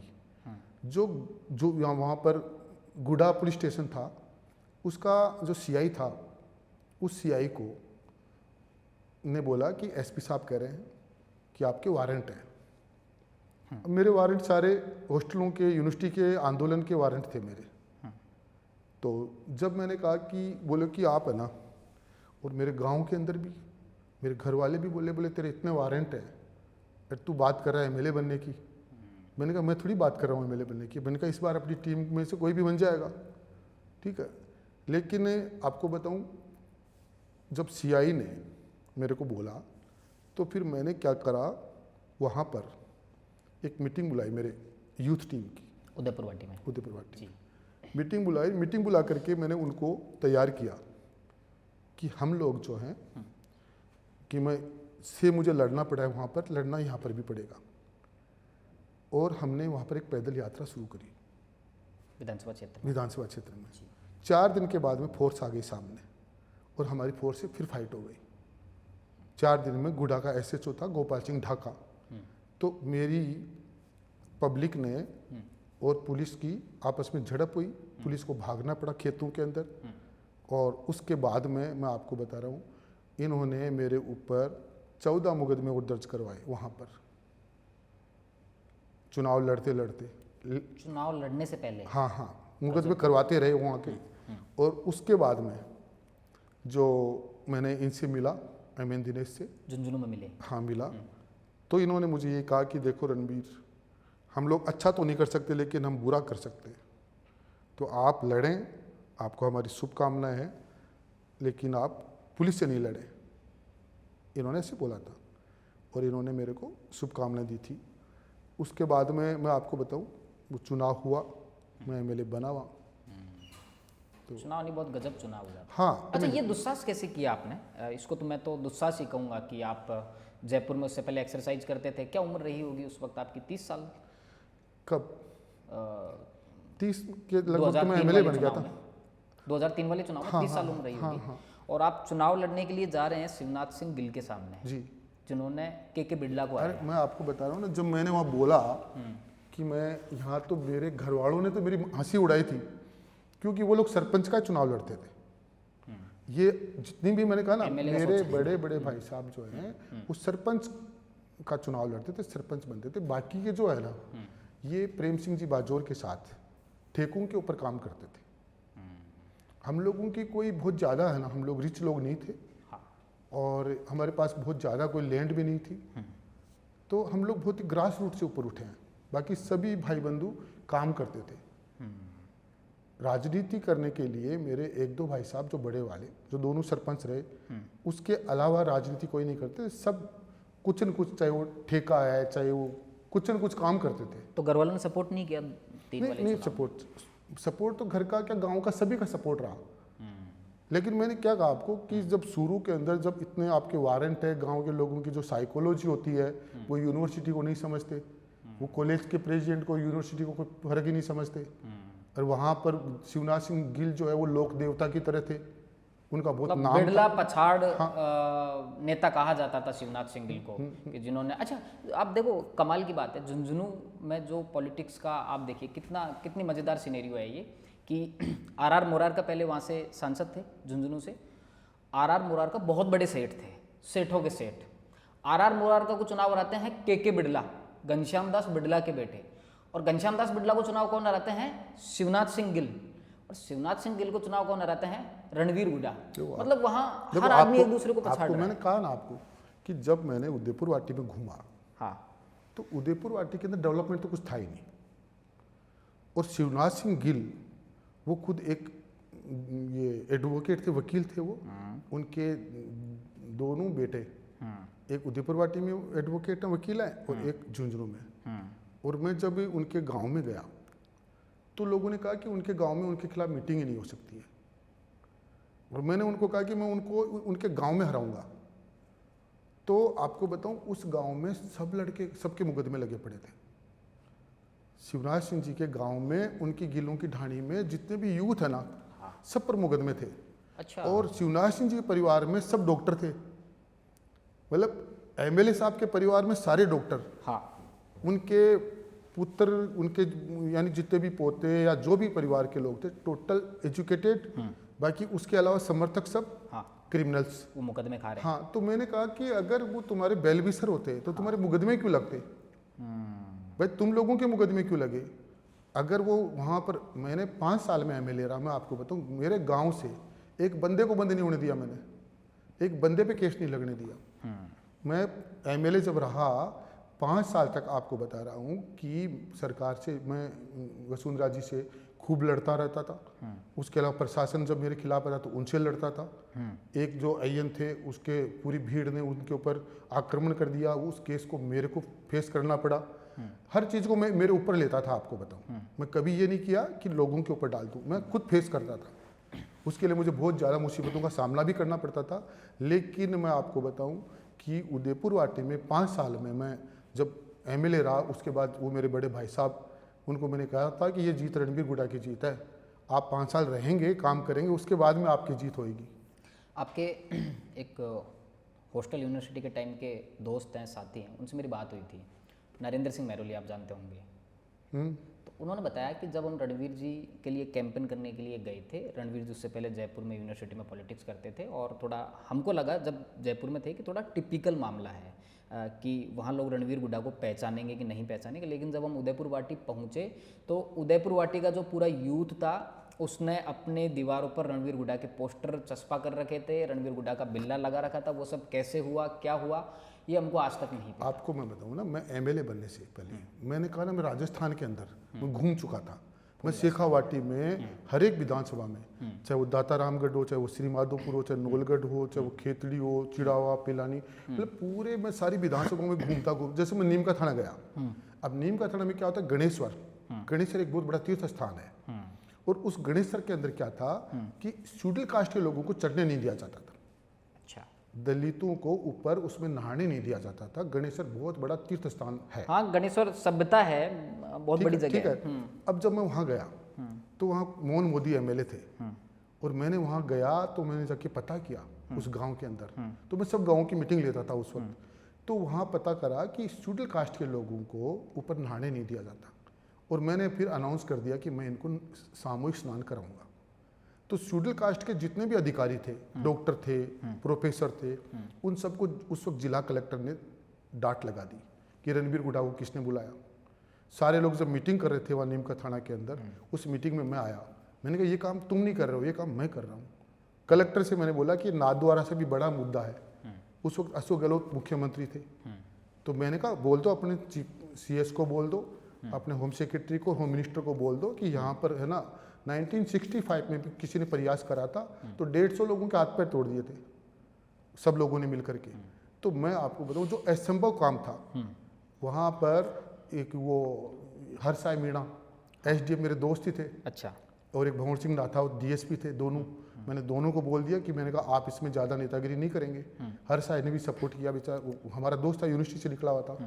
तो उन्होंने और सब ने मिल करके जो काम आपको बताना, उसके लिए मुझे लंबा 1 महीने का आंदोलन चलाना पड़ा, मुझे फाइट करनी पड़ी सारे लोगों से। और वहाँ के लोकल स्थानीय लोगों को मैंने साथ में लिया, बहुत सारे राजपूतों ने भी मेरा साथ दिया और भी कास्टों ने मेरा साथ दिया, लेकिन उसका बहुत ज़्यादा विरोध हुआ। इस टाइप के काम मैंने बहुत सारे कराए। उदयपुर वाटी में मैं जब गया तब तक तो मैं चारों में बहुत नोन हो चुका था, सारे लोग बाहर से आए। उदयपुर वाटी के लोगों ने, आपको बताऊं, हर समाज ने पार्टी से, जाति से ऊपर उठ करके और मेरा साथ दिया था। हमारे पास पैसे नहीं थे उस वक्त, घर वालों ने कहा घर में पैसे नहीं तो एमएलए की बात कर रहा है, तो लोगों ने तन मन धन से साथ नहीं, यही नरेंद्र जी मेहरोली ने मुझे यही बताया कि हमको तो जाके ये अच्छा लगा कि जैसे उदयपुर वाटी की जनता तैयार बैठी है रणवीर गुड्डा को जिताने के लिए। वहाँ के यूथ ने पहले ही मन बना लिया था कि सब रणवीर गुड्डा को जानते हैं। हाँ, मैंने तय कर बताया, लिया मैंने कहा ना आपको कि मैं वहाँ पर मना कर चुका था कि मैं, मेरे घर के अंदर भी है ना, मेरे लोगों के अंदर, क्योंकि वहाँ राजनीति बहुत थी, वहाँ हर कोई एमएलए बनना चाहते थे। मैंने कहा आप लड़ें आप। फिर पब्लिक की राय ये थी कि रणवीर गुड्डा को ही लड़ना चाहिए। मैं आपको बताऊं कि मेरे को सब लोगों ने मनवार करके बोला था कि आप लड़ें। उसके बाद में मैं तैयार हुआ था, ऐसे नहीं था। एक बात मेरे समझ नहीं आई, आप उससे पहले काम आंदोलन करते थे सामाजिक न्याय मंच की तरफ से? सामाजिक न्याय मंच के नेता थे, बड़े नेता थे, यूथ नहीं, मैं सामाजिक न्याय मंच का नेता नहीं था। मैं सामाजिक न्याय मंच के पैरेलल में उनका साथ देता था। मैं जो प्रताप फाउंडेशन के अंदर भगवान सिंह जी रोल साहब सर का भी सहयोग करता था। अच्छा। हम लोग जो है चतुर्युग संघ के हैं। मेरे गांव में चतुर्युग संघ की शाखा लगती थी, उस शाखा से लेकर के आज तक हमारा परिवार और हम लोग चतुर्युग संघ से जुड़े हैं। नहीं, फिर सामाजिक न्याय मंच ने अपने खुद के प्रत्याशी उतारे थे, आपने लोक जनशक्ति पार्टी से टिकट। उसका क्या हुआ था, उसका ये था कि जब टिकट की बात हुई, चुनाव लड़ने की बात हुई, तो मैंने उनको यही बोला था कि जहां आप मजबूत हैं वहां पर आप लड़े, मैं आपको सपोर्ट करता हूं। तो जहां मैं मजबूत हूं वहाँ पर आप मुझे सपोर्ट करो। क्योंकि उससे पहले मैं पासवान जी से मिला था, पासवान जी मेरे को लेकर के दिल्ली गए और हमने बैठ करके उनसे मैं काफ़ी प्रभावित हुआ। हाँ। उनसे मिल करके मुझे बहुत अच्छा लगा और उनके साथ मेरा कमिटमेंट हो गया कि आप मेरे गांव आ सकते हैं। बोले आ सकता हूँ। हाँ, रामविलास पासवान बताओ, गुड्डा आके गए थे। तो फिर मैंने जब वहाँ बोला कि मैं पासवान जी आएंगे, तो फिर उसके बाद में मेरे ये जो घर वाले लोगों ने बोला कि तू उनको क्यों बुला रहा है, तो मैंने कहा मैं उनसे, मेरा कमिटमेंट हो गया। उस वक्त मेरी बात ये चली थी कि रणवीर गुड्डा को बीजेपी का टिकट दे दिया जाए। उस वक्त बीजेपी ने ऑफर किया था आपको टिकट? मैं, जो बीजेपी के नेता थे वहाँ पे, स्थानीय नेता थे, जिन लोगों ने बात करके, और उसके बाद में मैंने कहा कि मैं, जब मेरी बात हो गई, लेकिन मैं इस बात का, जो मैं एमएलए बनूंगा तो मैं बीजेपी को सपोर्ट करूँगा, बिना किसी शर्त के मैंने सपोर्ट करूंगा। मुझे मंत्री बनने की जरूरत नहीं है, मैं सपोर्ट करूंगा। आपको बताऊं, मैंने एमएलए बनना था तो मैंने जो राष्ट्रपति का वोट भी भैरव सिंह जी को दिया था। उपराष्ट्रपति, हाँ, है ना, राष्ट्रपति का सॉरी, जो उस वक्त जबकि यूपी में थे, उस वक्त पासवान जी ने बोला था, मैंने कहा मैं मीटिंग में चाहे भले ही भेज दो मेरे को, लेकिन मैं सपोर्ट भैरव सिंह जी को ही करूंगा। पासवान जी यूपीए गठबंधन में हाँ, वो उसमें थे उस वक्त, लेकिन मैंने अपना वोट भैरव सिंह शेखावत को दिया था। अच्छा, वो उस दिन के बारे में बताइए, जब रामविलास पासवान हेलीकॉप्टर से आए थे, गुड्डा, कैसा माहौल था, क्या? पूरी भीड़ थी, सारे लोग थे। तो पासवान जी ने तो वो डिक्लेयर करके चले गए थे, नो डाउट उसी हिसाब से हम जीते थे। तो पासवान जी गार्जियन की तरह थे। मैं आपको बताऊं कि मैं 14 में भारतीय जनता पार्टी में आने का मैंने मानस बनाया था, लेकिन फिर उस वक्त उनकी तबीयत भी बहुत ठीक नहीं थी, और वसुंधरा जी के कहने के ऊपर मैंने भारतीय जनता पार्टी का सपोर्ट किया था। झुंझुनू के अंदर पहली बार बीजेपी जीती 14 में, उससे पहले बीजेपी कभी नहीं जीती हिस्ट्री के अंदर। तो और मैं 4 में मैंने खुद ने लोकसभा का चुनाव लड़ा था, तो मुझे वोट 1.25 लाख आए थे, 1 लाख से ऊपर आए थे, और बीजेपी 25,000 वोटों से हारी थी उस वक्त। पासवान जी आपको बिहार लेके गए थे कैंपेन के लिए? मैं जब भी उनके जिस भी प्रचार में गया, सब जगह जीते थे वो। वहाँ पर जो हाजीपुर है, जो समस्तपुर है, जो वैशाली है, वहाँ का जितना भी जो पटना के आसपास के पूरे एरिया के अंदर, तो मैं हमेशा, पासवान जी मैंने कहा ना, वो मुझे अपने जो बेटे की तरह मानते थे। अच्छा। हाँ, उनको आपको बताऊं कि ये एनडीए में लाने वाले हम लोग थे, क्योंकि जब पासवान जी को ये 2014 की बात है कि जब वो सीट को लेकर के यूपीए से उनकी बातचीत चल रही थी, सोनिया गांधी ने कहा कि सीपी जोशी से बात करो। सीपी जोशी उनको टाइम नहीं दे रहे थे, और मैंने कहा सीपी जोशी आपको टाइम नहीं दे रहे, आपकी इस तरह से ये इंसल्ट है, ठीक है, आप क्यों इनसे बात कर रहे हैं? Doctor CP Joshi. हाँ हाँ, मैंने कहा इनसे बात करने की कहाँ जरूरत है? तो फिर एनडीए के लोगों आए थे, तो उन एनडीए के लोगों से हमने, बीजेपी के राजीव प्रताप रूडी, इन सब लोग जब वो पहली बार पासवान जी के घर आए थे, तो पासवान जी को हमने कहा कि आप बैठ के बात करो, आपका मान सम्मान आपको सिर माथे पे ये लोग रख रहे हैं, और पूरे देश के अंदर कांग्रेस के विपरीत हवा भी है, आप समझते हैं। तो उस वक्त जो है पासवान जी को एनडीए के साथ जोड़ने वाले हम ही लोग थे। आप ये कहना चाह रहे हैं कि हाँ। रामविलास पासवान को आपने कन्विंस किया? एकमात्र रामविलास पासवान के पास में सबसे ज़्यादा नियरेस्ट, उनका डियरेस्ट मैं रहा हूँ, लेकिन फिर उसके बाद में क्रेडिट उन्होंने अपने बेटे को दी, वो मुझे ठीक नहीं लगी थी। चिराग पासवान, चिराग जी से बात होती है आपकी? नहीं, बात तो मेरी होती थी, बात तो मेरी होती है, लेकिन मैंने कहा ना, वो तो हर माँ बाप की समस्या है, हर पिता अपने बेटे को क्रेडिट देता है, वो है। तो लास्ट बात कब हुई थी आपकी चिराग पासवान से? नहीं, मेरी चिराग पासवान, जब ये रामविलास पासवान जी जब खत्म होने के बाद में फिर मेरी उनसे, तो उनकी पत्नी से बात होती है आपकी उनसे? अभी आपकी रामा श्यामा जो, नहीं, रामा सामा है उनसे, लेकिन मेरा इतना ज़्यादा मिलना जुलना नहीं होता। तो कैसा महसूस करते हैं अब आप रामविलास पासवान के जाने के बाद में? लगता है कोई गार्जियन चला गया, कोई ऊपर हाथ पकड़ने वाला था, ऐसा देखो, महसूस उनका होता बहुत है? बड़ा दिल था, हाँ। ना, नो डाउट, वो गरीबों के नेता थे, वो देश के बड़े नेता थे, और मैं जब वो पार्टी बनाने वाले रहे ही नहीं, इस दुनिया के अंदर ही नहीं रहे, उसके बाद राजस्थान में वो पार्टी थी नहीं, तो उसके बाद में मुझे कहीं ना कहीं तो राजनीति करने के लिए, और वैचारिक रूप से मैं भारतीय जनता पार्टी के साथ में हमारे सारे लोग हैं, तो ये सोच करके। जब लोकसभा का चुनाव क्यों लड़ा फिर, जब आप एमएलए पहले से बन गए थे? उस वक्त मैंने लोकसभा का चुनाव ये इसलिए लड़ा कि मेरे को लगा कि 150 एमएलए है राजस्थान की विधानसभा में, सरकार के पास, और विपक्ष के पास 20-30 लोग थे, बाकी कुछ और थे, तो मुझे लगा कि मेरी यहाँ पे कोई जरूरत नहीं है। अच्छा, तो मैंने देख लिया था, उनका लोकसभा भी देख लूँ मैं, कैसी है, इसको तो मैंने देख लिया। हसरत अभी बाकी है लोकसभा देखने की, जाने देखो, की? आपको बताऊँ, मैं बहुत एम्बिशियस नहीं रहा, कभी एम्बिशियस नहीं रहा मैं, मेरी मर्जी से आपको बताया, मैं एमएलए वहाँ पर सक्सेस था, सारा काम था, और उसके बाद में मैंने उसको, ठीक है, जो लोग राजनीति करना चाह रहे हैं, मैंने को आप करें, है ना, और अगर वो अच्छी राजनीति करते तो मैं दोबारा पॉलिटिक्स में नहीं आता। मैं आपको बताऊँ, मुझे दोबारा पॉलिटिक्स में इसलिए आना पड़ा कि मुझे ये लगता है कि राजनीति के अंदर जिस तरह की निष्पक्ष राजनीति होनी चाहिए, वो राजनीति नहीं हो पा रही, कम से कम मेरे क्षेत्र में तो नहीं हो रही है, तो इसलिए मेरे को वापस आया हूँ मैं राजनीति के अंदर, और मुझे ये लगता है कि इतना टाइम समझने के लिए चाहिए, जो टाइम मैंने स्पेंड किया है 10 साल 15 साल, ये बड़ी पॉलिटिक्स है, इसको समझने के लिए ये कोई बच्चों का खेल नहीं है, ये कॉलेज की यूनिवर्सिटी की पॉलिटिक्स नहीं है, इस पॉलिटिक्स के अंदर आपको समझने के लिए इतना टाइम तो चाहिए। आपका जैसा ट्रैक है वैसा ही एक ट्रैक मुझे राजस्थान के एक और युवा नेता का दिख रहा है, रविंद्र सिंह भाटी। लोकप्रिय, बेशुमार लोकप्रियता, छात्र राजनीति से निकले हैं, आप भी छात्र संघ के अध्यक्ष रहे, एमएलए का चुनाव लड़ा अकेले खुद के बूते, आपने एमएलए का चुनाव खुद के बूते लड़ा, पहला चुनाव जीत गए, फिर आपने भी लोकसभा का चुनाव लड़ा, रविंद्र सिंह भाटी ने भी लोकसभा का चुनाव लड़ा, दोनों लोकसभा का चुनाव हार जाते हैं। अच्छा, उसके बाद में आप तो 8 का चुनाव लड़े थे सूरजगढ़ विधानसभा। हाँ जी, हाँ जी, बड़े कम 8 का चुनाव आपको बताया ना, बहुत कम वोट है आप, नहीं 15,000 वोट है, कम नहीं वोट नहीं थे। हाँ, जीत नहीं पाए आप। हाँ, देखो मैंने क्या कहा आपको, वो चुनाव मैंने, है ना, 1 महीने में कोई चुनाव नहीं होता है, सुनो ना आप, लास्ट टाइम में सिर्फ सूरजगढ़ की जनता ने जबरदस्ती, ठीक है, और फिर उसमें भी क्या हुआ था, जैसे मैंने लोकसभा का चुनाव लड़ा तो मेरे ऊपर ये आरोप लगा कि कांग्रेस के जो शीशराम ओला है और पासवान जी ने मिलकर के रणबीर गुड़ा को खड़ा रखा, क्योंकि बाकी सबको बैठा गए थे, तो वो चीज़ जो है लोगों को क्लियर ऐसी लग रही थी कि मेरे खड़े होने से सीधा सीधा कांग्रेस को लाभ हुआ, और ये बोला जाता है। तो मैं आपको बता रहा हूँ, मैं आधा वोट कांग्रेस का भी काट रहा था, आधा वोट बीजेपी का भी उस वक्त काट रहा था, दोनों का काट रहा था, लेकिन उसके बाद में इस अफवाह ने जोर पकड़ा, ठीक है, तो उसके बाद में मेरे को जो वोट आए लाख से ऊपर आए, लेकिन बीजेपी हार गई।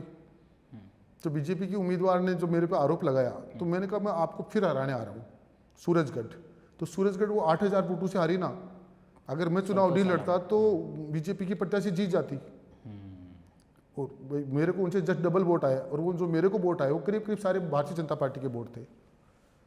ठीक है, तो उस वक्त मैंने क्या कहा, एक तरह का जोश था, जुनून था, राजनीति में इतनी सीरियसनेस नहीं थी।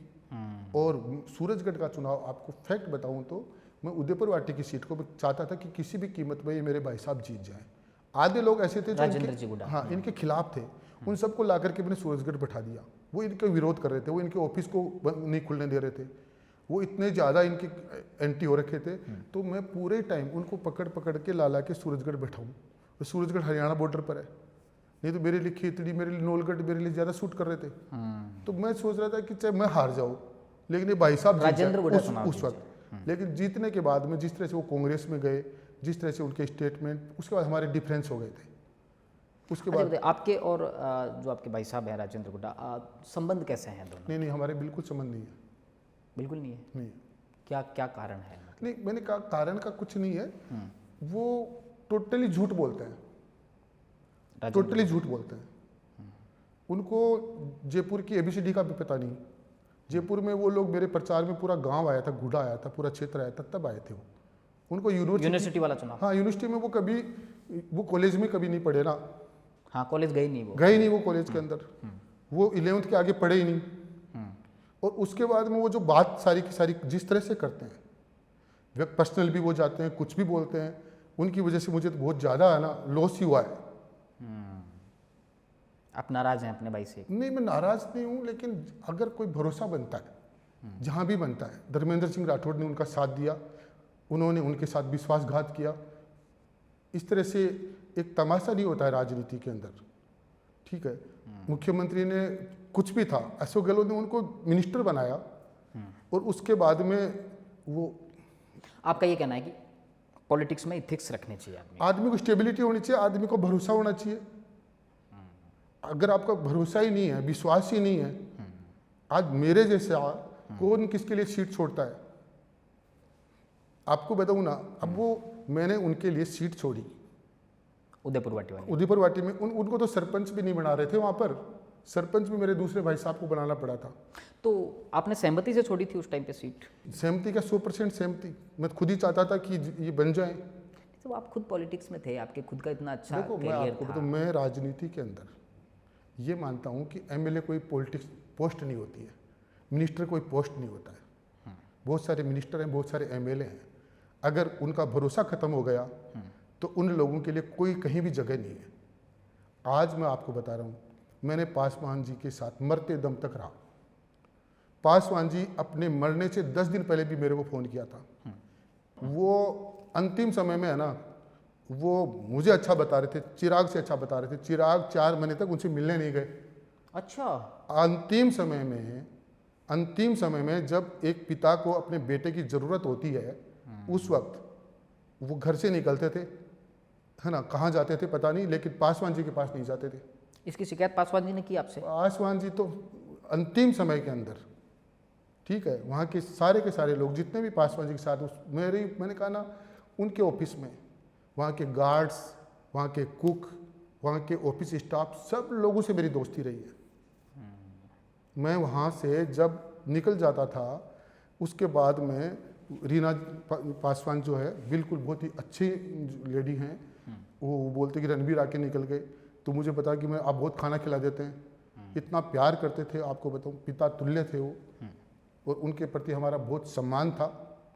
लेकिन मैंने कहा ना, आप ये डिफरेंस बताने की कोशिश कर रहे हैं कि एक तरफ रणबीर गुड्डा था जिसने अपने जो पॉलिटिक्स में जो मेरे मार्गदर्शक थे रामविलास पासवान, उनसे उनके जीवित रहने तक अपना रिश्ता निभाया।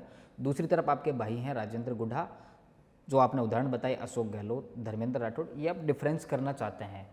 हाँ, बताना चाह रहे हैं कि हम दोनों भाइयों का जो एक अप्रोच है, पॉलिटिकल अप्रोच है, नहीं, आप रिश्ते निभाने पे मैंने कहा कमिटमेंट जरूरी है।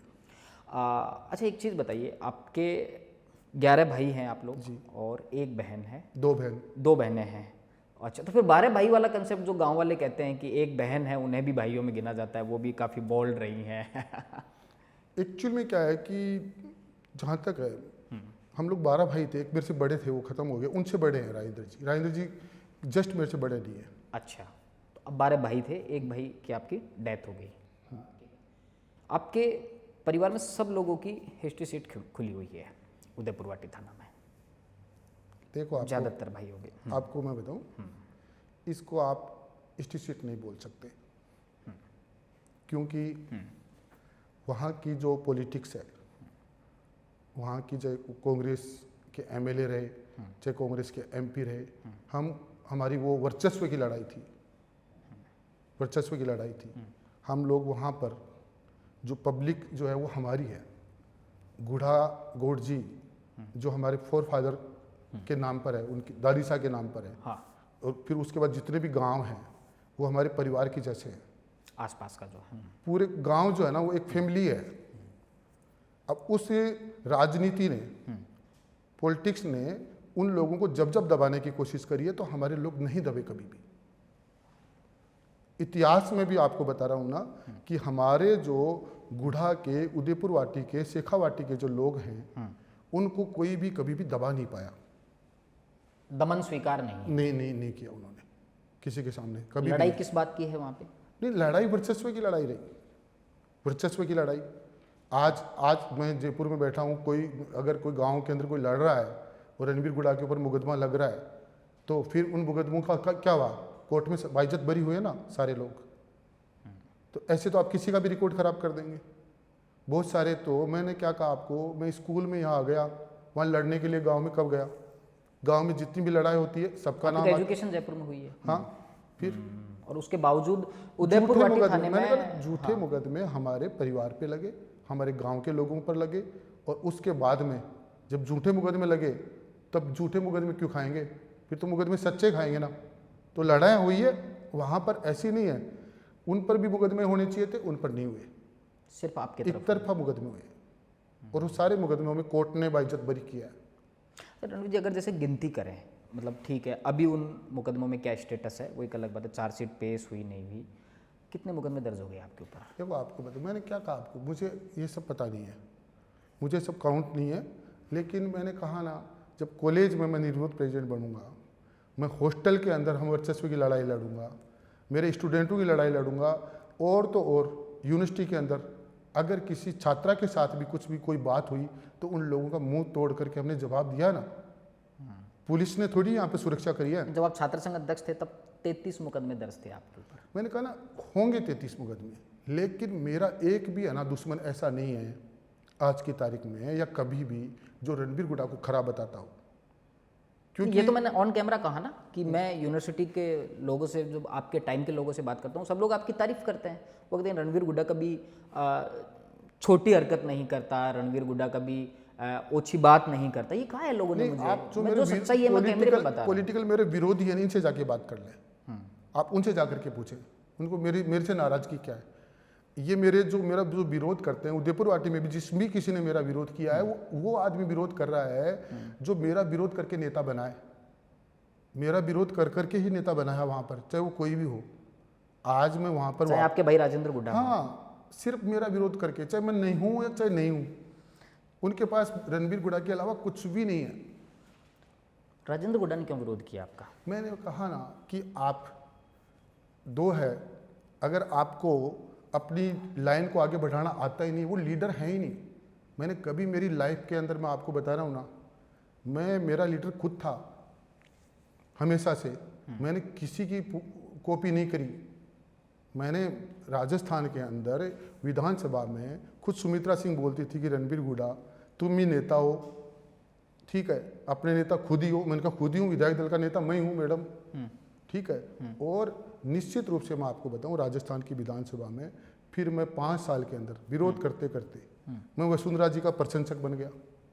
वसुंधरा जी नो डाउट लीडर थी, उनका बहुत बड़ा दिल था, ठीक है, तो मैं उनको लीडर मानने लगा। उसके बाद में मैं आ गया, राजनीति छोड़ करके साइड में बैठ गया।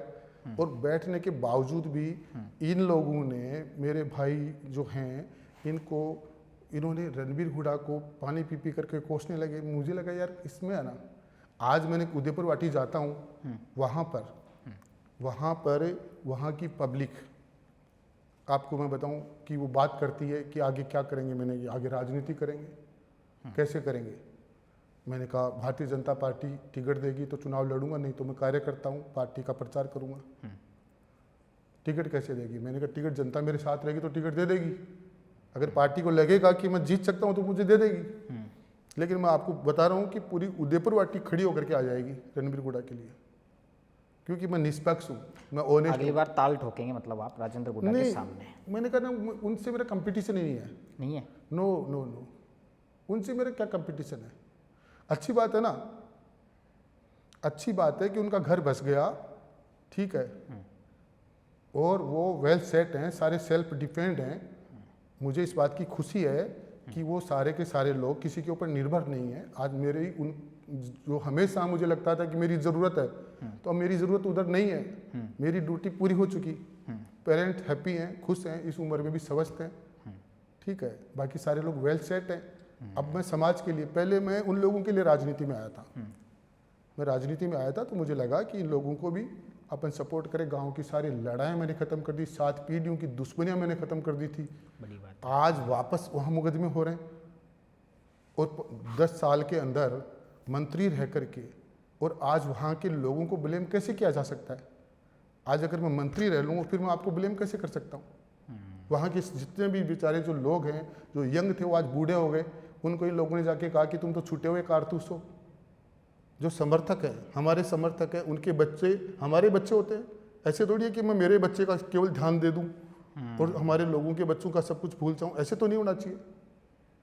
लेकिन इनसे मेरा कंपटीशन नहीं है, मैं आपको से बताऊं। सुमित्रा सिंह का जिक्र किया आपने। सुमित्रा सिंह तो देखो, मैं आपको विधानसभा की अध्यक्ष थी। हाँ? उनके किसी रिलेटिव से आपका पंगा था क्या? नहीं नहीं सेंट्रल जेल आप गए थे, वहाँ हुजूम नहीं बता नहीं लोगों नहीं, का? नहीं नहीं नहीं, मेरा ऐसा कुछ नहीं था। नहीं, कई घटनाओं को क्या है ना आप नकार रहे थे, इसका मतलब है कि आपके बारे में किंवदंतियां ज़्यादा प्रचलित हैं नहीं, लोगों के ऐसा बीच कुछ में। नहीं था। कुछ ऐसी घटनाएं हैं जिनको आप वेरीफाई नहीं कर रहे, लेकिन वो नहीं, समाज में उदयपुर वाटी में जो अय्यन लगे थे, और अय्यन कहते हैं कि वो सुमित्रा सिंह जी के रिश्तेदार थे, और वो फौज से आए हुए थे थोड़े से, वो एरोगेंट तो थे, और वो नहीं सुन रहे थे, नहीं मान रहे थे। पानी की बहुत ज़्यादा ज़रूरत रहती है गर्मियों के अंदर। मैं एमएलए था, तो भीड़ के साथ में मैं भी था। भीड़ ने हमला कर दिया था पूरे ऑफिस के ऊपर, कर्मचारी और भीड़ की लड़ाई हुई, उसमें वो घायल हो गए थे। वो सुमित्रा सिंह जी के रिश्तेदार थे। अब वो भीड़ का तो क्या कोई चेहरा नहीं होता है, भीड़ का कोई नाम नहीं होता है। नाम रणबीर गुड़ा का आया उसके अंदर, फेस मैंने ही किया उस पूरे कोर्ट के अंदर। कोर्ट ने फिर मेरे को उससे मैं बरी करा। एक और पंगा बताता हूँ मैं आपका। WTP के ऑनर से आपका क्या पंगा था? WTP वर्ल्ड ट्रेड पार्क जो जयपुर में है, वहाँ आपने कोई पंगा किया था? देखो क्या था कि गौरव टावर पे हुआ था। GT। वो था हमारे प्रोफेसर सिन्हा सर थे साइकोलॉजी के। तो उन सिन्हा सर की नाती के साथ में वो गए थे गौरव टावर। ठीक है।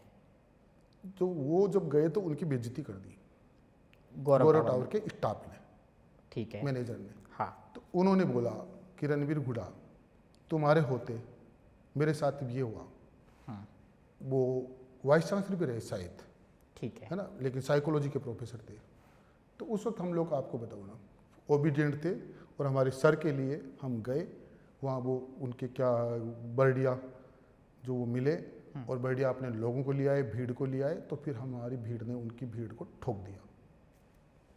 फिर फोर्स आ गई, फोर्स लेकर के हमको थाने में आ गई।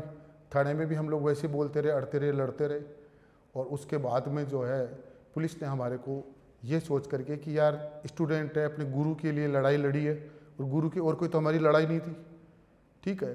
तो वो था, तो उसमें जो तोड़ फोड़ हुई, जो भी कहानी हुई, क्या नहीं हुआ क्या नहीं हुआ, लेकिन उसने बर्डिया ने शहर के सारे बदमाश को ले आया इधर हमारे सारे। बरतरिया, अनूप बरतरिया नाम। अनूप भरतरिया का जो मैटर था, हाँ। अनूप भरतरिया का मैटर में तो जो लोग थे वो तो सामने आए ही नहीं है।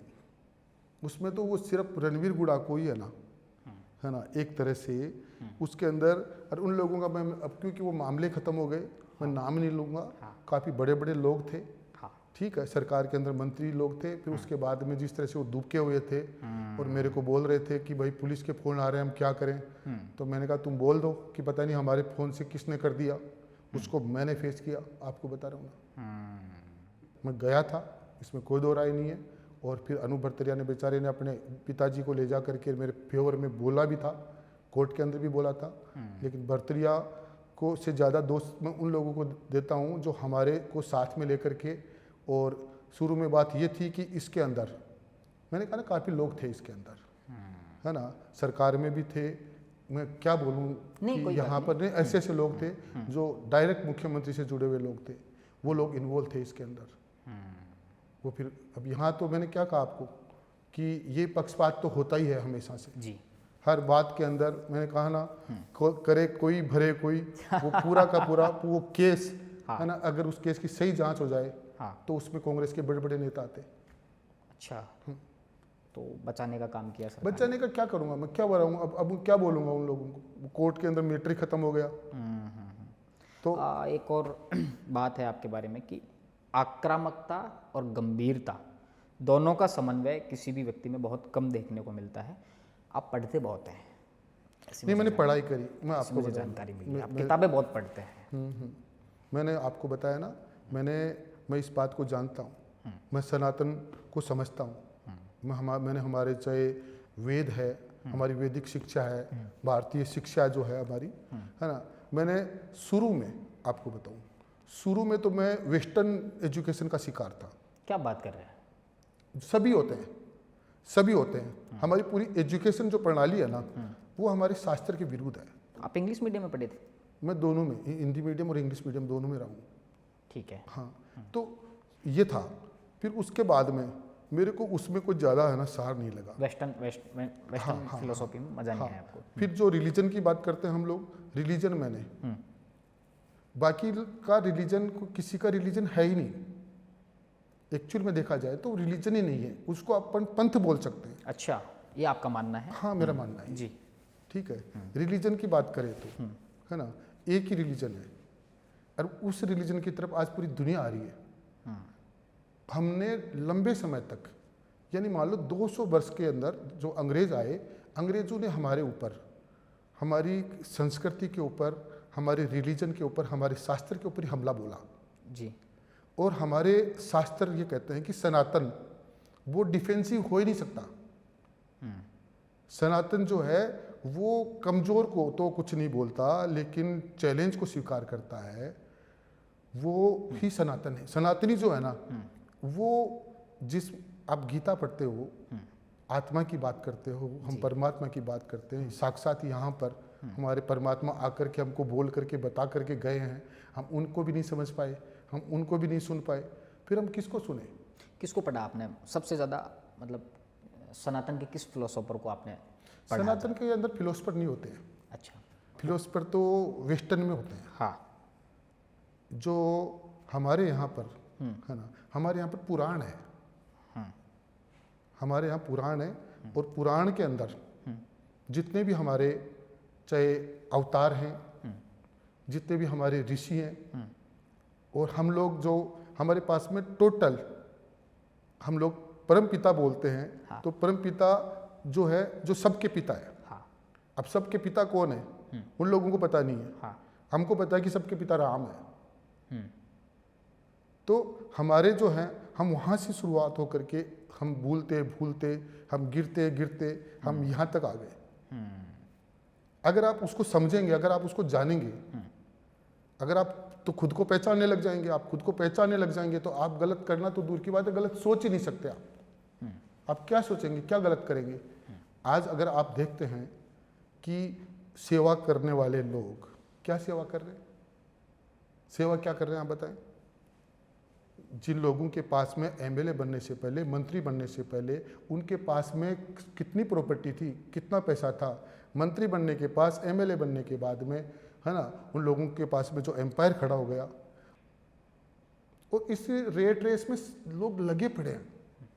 अच्छी बात है, मैं आपको बता रहा हूँ कि आज देश को मोदी जी मिले हैं। मोदी जी ने के पास में 15 साल का अनुभव है। विपक्ष में कोई भी प्रधानमंत्री आए थे, उन प्रधानमंत्री के पास इतना अनुभव नहीं था राज करने का, उनके पास विपक्ष का अनुभव था। राज करने का अनुभव पहले सिर्फ कांग्रेस के पास ही था।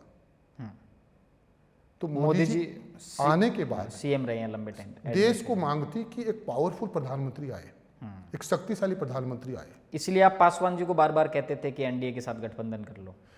मैंने कहा ना, कांग्रेस का जो हमने देखा खेल, कांग्रेस ने एक तरह से देश को लूटने के लिए, पिटने के लिए खुला छोड़ रखा था। यहाँ पर आप देख सकते हो कि हिंदुस्तान के अंदर हिंदू पलायन करते हैं, हिंदू खौफ में रहते हैं। तो क्या पॉलिसी होनी चाहिए उसके लिए लोगों को ट्रेनिंग देनी चाहिए। भाई ट्रेनिंग देने से उनको गोली चलाने की, उनको लाइसेंस दो। जहाँ पर हमारे हिंदू कमज़ोर हैं, मैं कह रहा हूँ कि राजस्थान के अंदर, बड़े बड़े शहरों में, हिंदुस्तान में आधे से ज़्यादा प्रदेशों के अंदर ये तो सरकार है और हमारी फोर्स है, लेकिन फोर्स के बल के ऊपर, सरकार के बल के ऊपर हम कब तक रहेंगे? ठीक बात। भाई लोगों को कम से कम इतना जो है ना स्ट्रॉन्ग बनाना चाहिए, इतनी तैयारी करनी चाहिए। फौज कितनी सी है? फौज कहाँ कहाँ लड़ लेगी? फोर्स कहाँ कहाँ लड़ लेगी? कहाँ लड़ेगी फोर्स? तो जो लोग फोड़ना चाहिए पड़ेगा ना इनको, जो बदमाशी करते हैं। आज एक बार तो भीड़ के बल पर दबा रहे हैं, भीड़ के बल के ऊपर सब जगह दबा रहे हैं। तो वहाँ पर जहाँ पर हमारे जो लोग हैं, और हिंदू धर्म कभी भी हिंसक नहीं है, शांति प्रिय धर्म है हमारा। इसके अंदर है ना, इस शांति का लोगों ने गलत फायदा उठाया। तो अब जो हम जिस तरह से हम देखते हैं, मैं आपको बताऊं ना, जयपुर को ले लो आप। जयपुर के अंदर क्या, आप गाँव में चले जाओ आप। मैं एक गांव में गया हुआ था, रात को 11 बजे 12 बजे उस गांव के मार्केट में लड़के बैठे हैं, मोटरसाइकिलों के ऊपर बैठ करके सारे के सारे नेट के ऊपर लगे पड़े हैं। और फिर दूसरे बच्चों को मैंने पूछा, बोले भैया यार डर तो लगता है यार, क्या करें? ये बताओ आप। तो उनका तो मिशन है, उनका तो एक अभियान है। किनका? जो भाई जिनको अपन बोलते हैं कि सनातन के विरोधी जो लोग हैं। आजकल रणवीर गुड्डा बीजेपी की लाइन पे पॉलिटिक्स कर रहे हैं। तो नहीं, मैं बीजेपी की बात नहीं कर रहा हूँ। मैं आपको मैं ये कह रहा हूँ कि आप देख सकते हो, मैं जेल के अंदर गया, ठीक है, जब मुकदमे में गया उस वक्त। हाँ, ये बताओ, तो इंटरेस्टिंग बात बताइए, जेल आप कितनी बार गए आप? तो ये बताओ। गोपालगढ़ वाला कांड हुआ था। हाँ, उसके अंदर उनको पकड़ करके एक लड़के को जेल में, सेंट्रल जेल में था वो लड़का। उस लड़के का नाम था भोड़ा। क्या नाम था? भोड़ा। और गुजरू का लड़का था वो। अच्छा। उसको पकड़ लिया और उस वक्त की कांग्रेस की सरकार ने पकड़ा उसको। हाँ। तो उसको वहाँ एक जेलर था जेल के अंदर, तो जेलर वो मुस्लिम था। उस जेलर से जेल के अंदर जितने भी मुस्लिम कैदी थे, उन्होंने सब ने उसको अपनी बैरिक में करवाया, अकेले लड़के को। तो वो लड़का, जब मैं गया तो वो बहुत पावरफुल लड़का था, 1000 डिप्स लगाता था वो, और बहुत ही स्मार्ट लड़का था, रेसलिंग करता था। और उसके ऊपर चार्ज ये लगा दिया कि उसने उस दंगा के अंदर, जो हिंदू मुस्लिम जो दंगा हुआ, उसके अंदर मुसलमानों की तरफ से उस पर केस लगा दिए। वहाँ पर दोनों साइड के लोग बरे थे। अब उस लड़के को, आपको मैं बताऊं कि एक बैरिक में 500 लड़के रोजे चल रहे थे। रोजे में वो सारे के सारे जो है एक ही बैरिक में हो गए मुस्लिम। 500 लड़कों के अंदर एक उस हिंदू लड़के को, एक उस गुज्जर लड़के को रख दिया। सारे उस पर जूते फेंक रहे हैं, उस पर चप्पल फेंक रहे हैं, उसको टॉर्चर कर रहे हैं। आपको कैसे पता ये बात? मैं गया हूँ ना, वहाँ पे देखा ना मैंने, मैं जेल में था उस वक्त। अच्छा, आप उस वक्त जेल में थे? हाँ। किस मुकदमे में गए थे? अब यूनिवर्सिटी के बहुत सारे हमारे केस थे, वांटेड, उसके अंदर वारंट निकल जाते थे, हॉस्टल के थे। कितनी बार गए हैं आप जेल टोटल? मैंने बताया ना आपको, आंदोलन के अंदर। फिर भी मतलब central jail, Jaipur central jail कितनी बार गए हैं आप? गया होगा 2-5 बार। 2-5%। अच्छा गुड्डा जी, ये बताइए कि आपके पास्ट पे इतनी सारी बात की, आप एक दौर के सेलिब्रिटी पॉलिटिशियन हुआ करते थे, आपका क्रेज था, नौजवान पागल थे आपके पीछे, दीवानगी का एक अलग आलम हुआ करता था।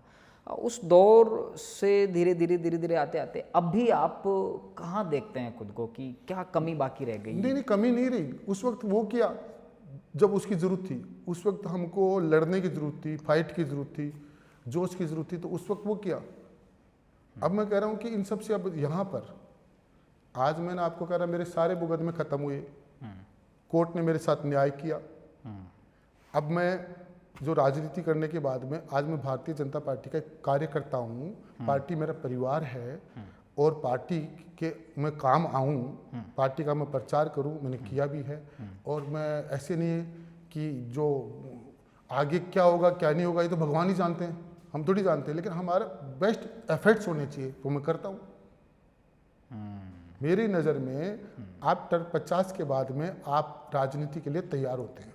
तो मैं 50+ हूँ, right now I am 53। Okay.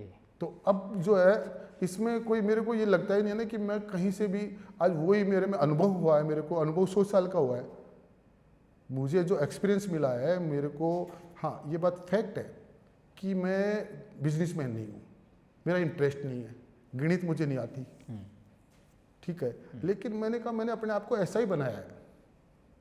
मेरा कंपटीशन मैं देखता ही नहीं हूँ कि जो एमएलए से मेरा कंपटीशन हो या किसी मंत्री से मैं कंपटीशन करूँ। मेरा कंपटीशन तो मैं खुद से ही रखता हूँ। और इसमें मैं आपको फैक्ट बता रहा हूँ कि बहुत बार, चाहे मैं विधानसभा की राजनीति करी, चाहे मैंने क्षेत्र की राजनीति करी, चाहे मैं यूनिवर्सिटी, मैंने हमेशा यही कहा कि मैं आप लोगों का बैनर हूँ, मैं आप लोगों का फ्लैग हूँ, मैं पीछे हट जाऊंगा तो लोग तुमको कल बोलने नहीं देंगे। तो मैं आज फिर कहता हूँ कि मैं सनातन का फ्लैग बन करके आगे बढ़ूंगा। योगी जी क्रिमिनल्स का इलाज कर रहे हैं, लेकिन यहाँ पर क्रिमिनल्स की संख्या बहुत ज़्यादा है, इलाज करने की जरूरत है, बदमाशों की कमर तोड़ने की जरूरत है। मुझे को पता है मुकदमे हो जाएंगे आपके ऊपर, मुकदमों से मुकदमे की बड़ी जरूरत, मुश्किल से पीछा छूटा है गुड्डा साहब। अब मुकदमे की जरूरत नहीं है ना, अब तो सरकार काम करेगी। अब जो काम करेंगे हम, जो काम वो तो मैं मेरे लेवल पे देखता था, लेकिन मुझे पता है कि अकेला चला भाड़ नहीं फोड़ सकता जी। आज अपराधी कौन है? जो समाज का अपराधी है वो अपराधी है हमारी नज़र में। आज देशद्रोही है वो अपराधी है हमारी नज़र के अंदर। आज मेरी पर्सनल थोड़ी मेरा कोई द्वेष है किसी से, है ही नहीं। कितना कॉन्ट्राडिक्ट मामला है कि पॉलिटिक्स में एक कार्यकर्ता के नेता बनने की यात्रा होती है। रणवीर गुड्डा नेता बनने के बाद में अब हमारे पॉडकास्ट में कह रहे हैं कि मैं तो भारतीय जनता पार्टी का कार्यकर्ता हूँ। लीडर क्यों नहीं, नेता क्यों नहीं? मैं क्या कर रहा हूँ, कार्यकर्ता से ऊपर कोई कुछ होता ही नहीं है। अगर मैं कार्यकर्ता, मैंने कहा ना, अगर मैं कर्मठ कार्यकर्ता हूँ, मैं ऑनेस्ट कार्यकर्ता हूँ, तो यहाँ पर ये पार्टी कार्यकर्ताओं की है। वो जो पद जो है ना, वो एक तरह की ये जिम्मेदारियां हैं, वो जिम्मेदारियां हैं यहाँ पर। तो इसमें कोई इससे बढ़कर के और बात क्या हो सकती है? अच्छा, एक ज़रूरी बात रह गई, मैं ये तो बहुत पहले कर लेनी चाहिए। आपके माइग्रेन की बहुत ज़्यादा दिक्कत थी और शायद आपके पॉलिटिकल करियर में, अगर मैं समझ पा रहा हूँ, तो माइग्रेन एक बहुत बड़ा फैक्टर था जो आपके ब्रेक लगा अचानक से। क्या क्या पूरी बात थी? नहीं, माइग्रेन से तो अब नहीं बोल सकते इसको। आजकल तो हर तीसरे आदमी के माइग्रेन होता है। एक चीज़ आपके बहुत ज़्यादा था। हाँ, नहीं था, वो बताऊँ क्या, मेरा एक्सीडेंट हुआ था। कब की बात है? मेरा एक्सीडेंट हुआ था 93-94 के अंदर। उसके बाद से ही है ना वो होता है, लेकिन मुझे लगता है कि वो हमेशा नहीं होता, 1 महीने में 2-3 दिन में होता है। तो होता है, नो डाउट। अभी भी होता है?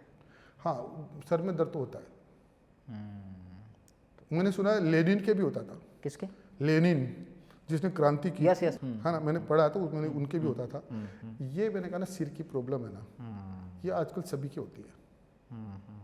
और फिर क्या है, हमारा रूटीन फिक्स नहीं है, न कोई टाइम होता है हमारा खाने का, न कोई टाइम होता है सोने का। मैंने कहा ना कि एक बीइंग एक कार्यकर्ता, चाहे मैंने पॉलिटिक्स में, अब मैं इधर हूँ, पहले मैं जब पॉलिटिक्स नहीं करता था तब भी मैं एक्टिवनेस तो मेरी रहती थी, हमेशा रही है। सोशल मीडिया से मैं बहुत दूर रहा हूँ। ये क्या कारण है सोशल मीडिया से दूर रहने का?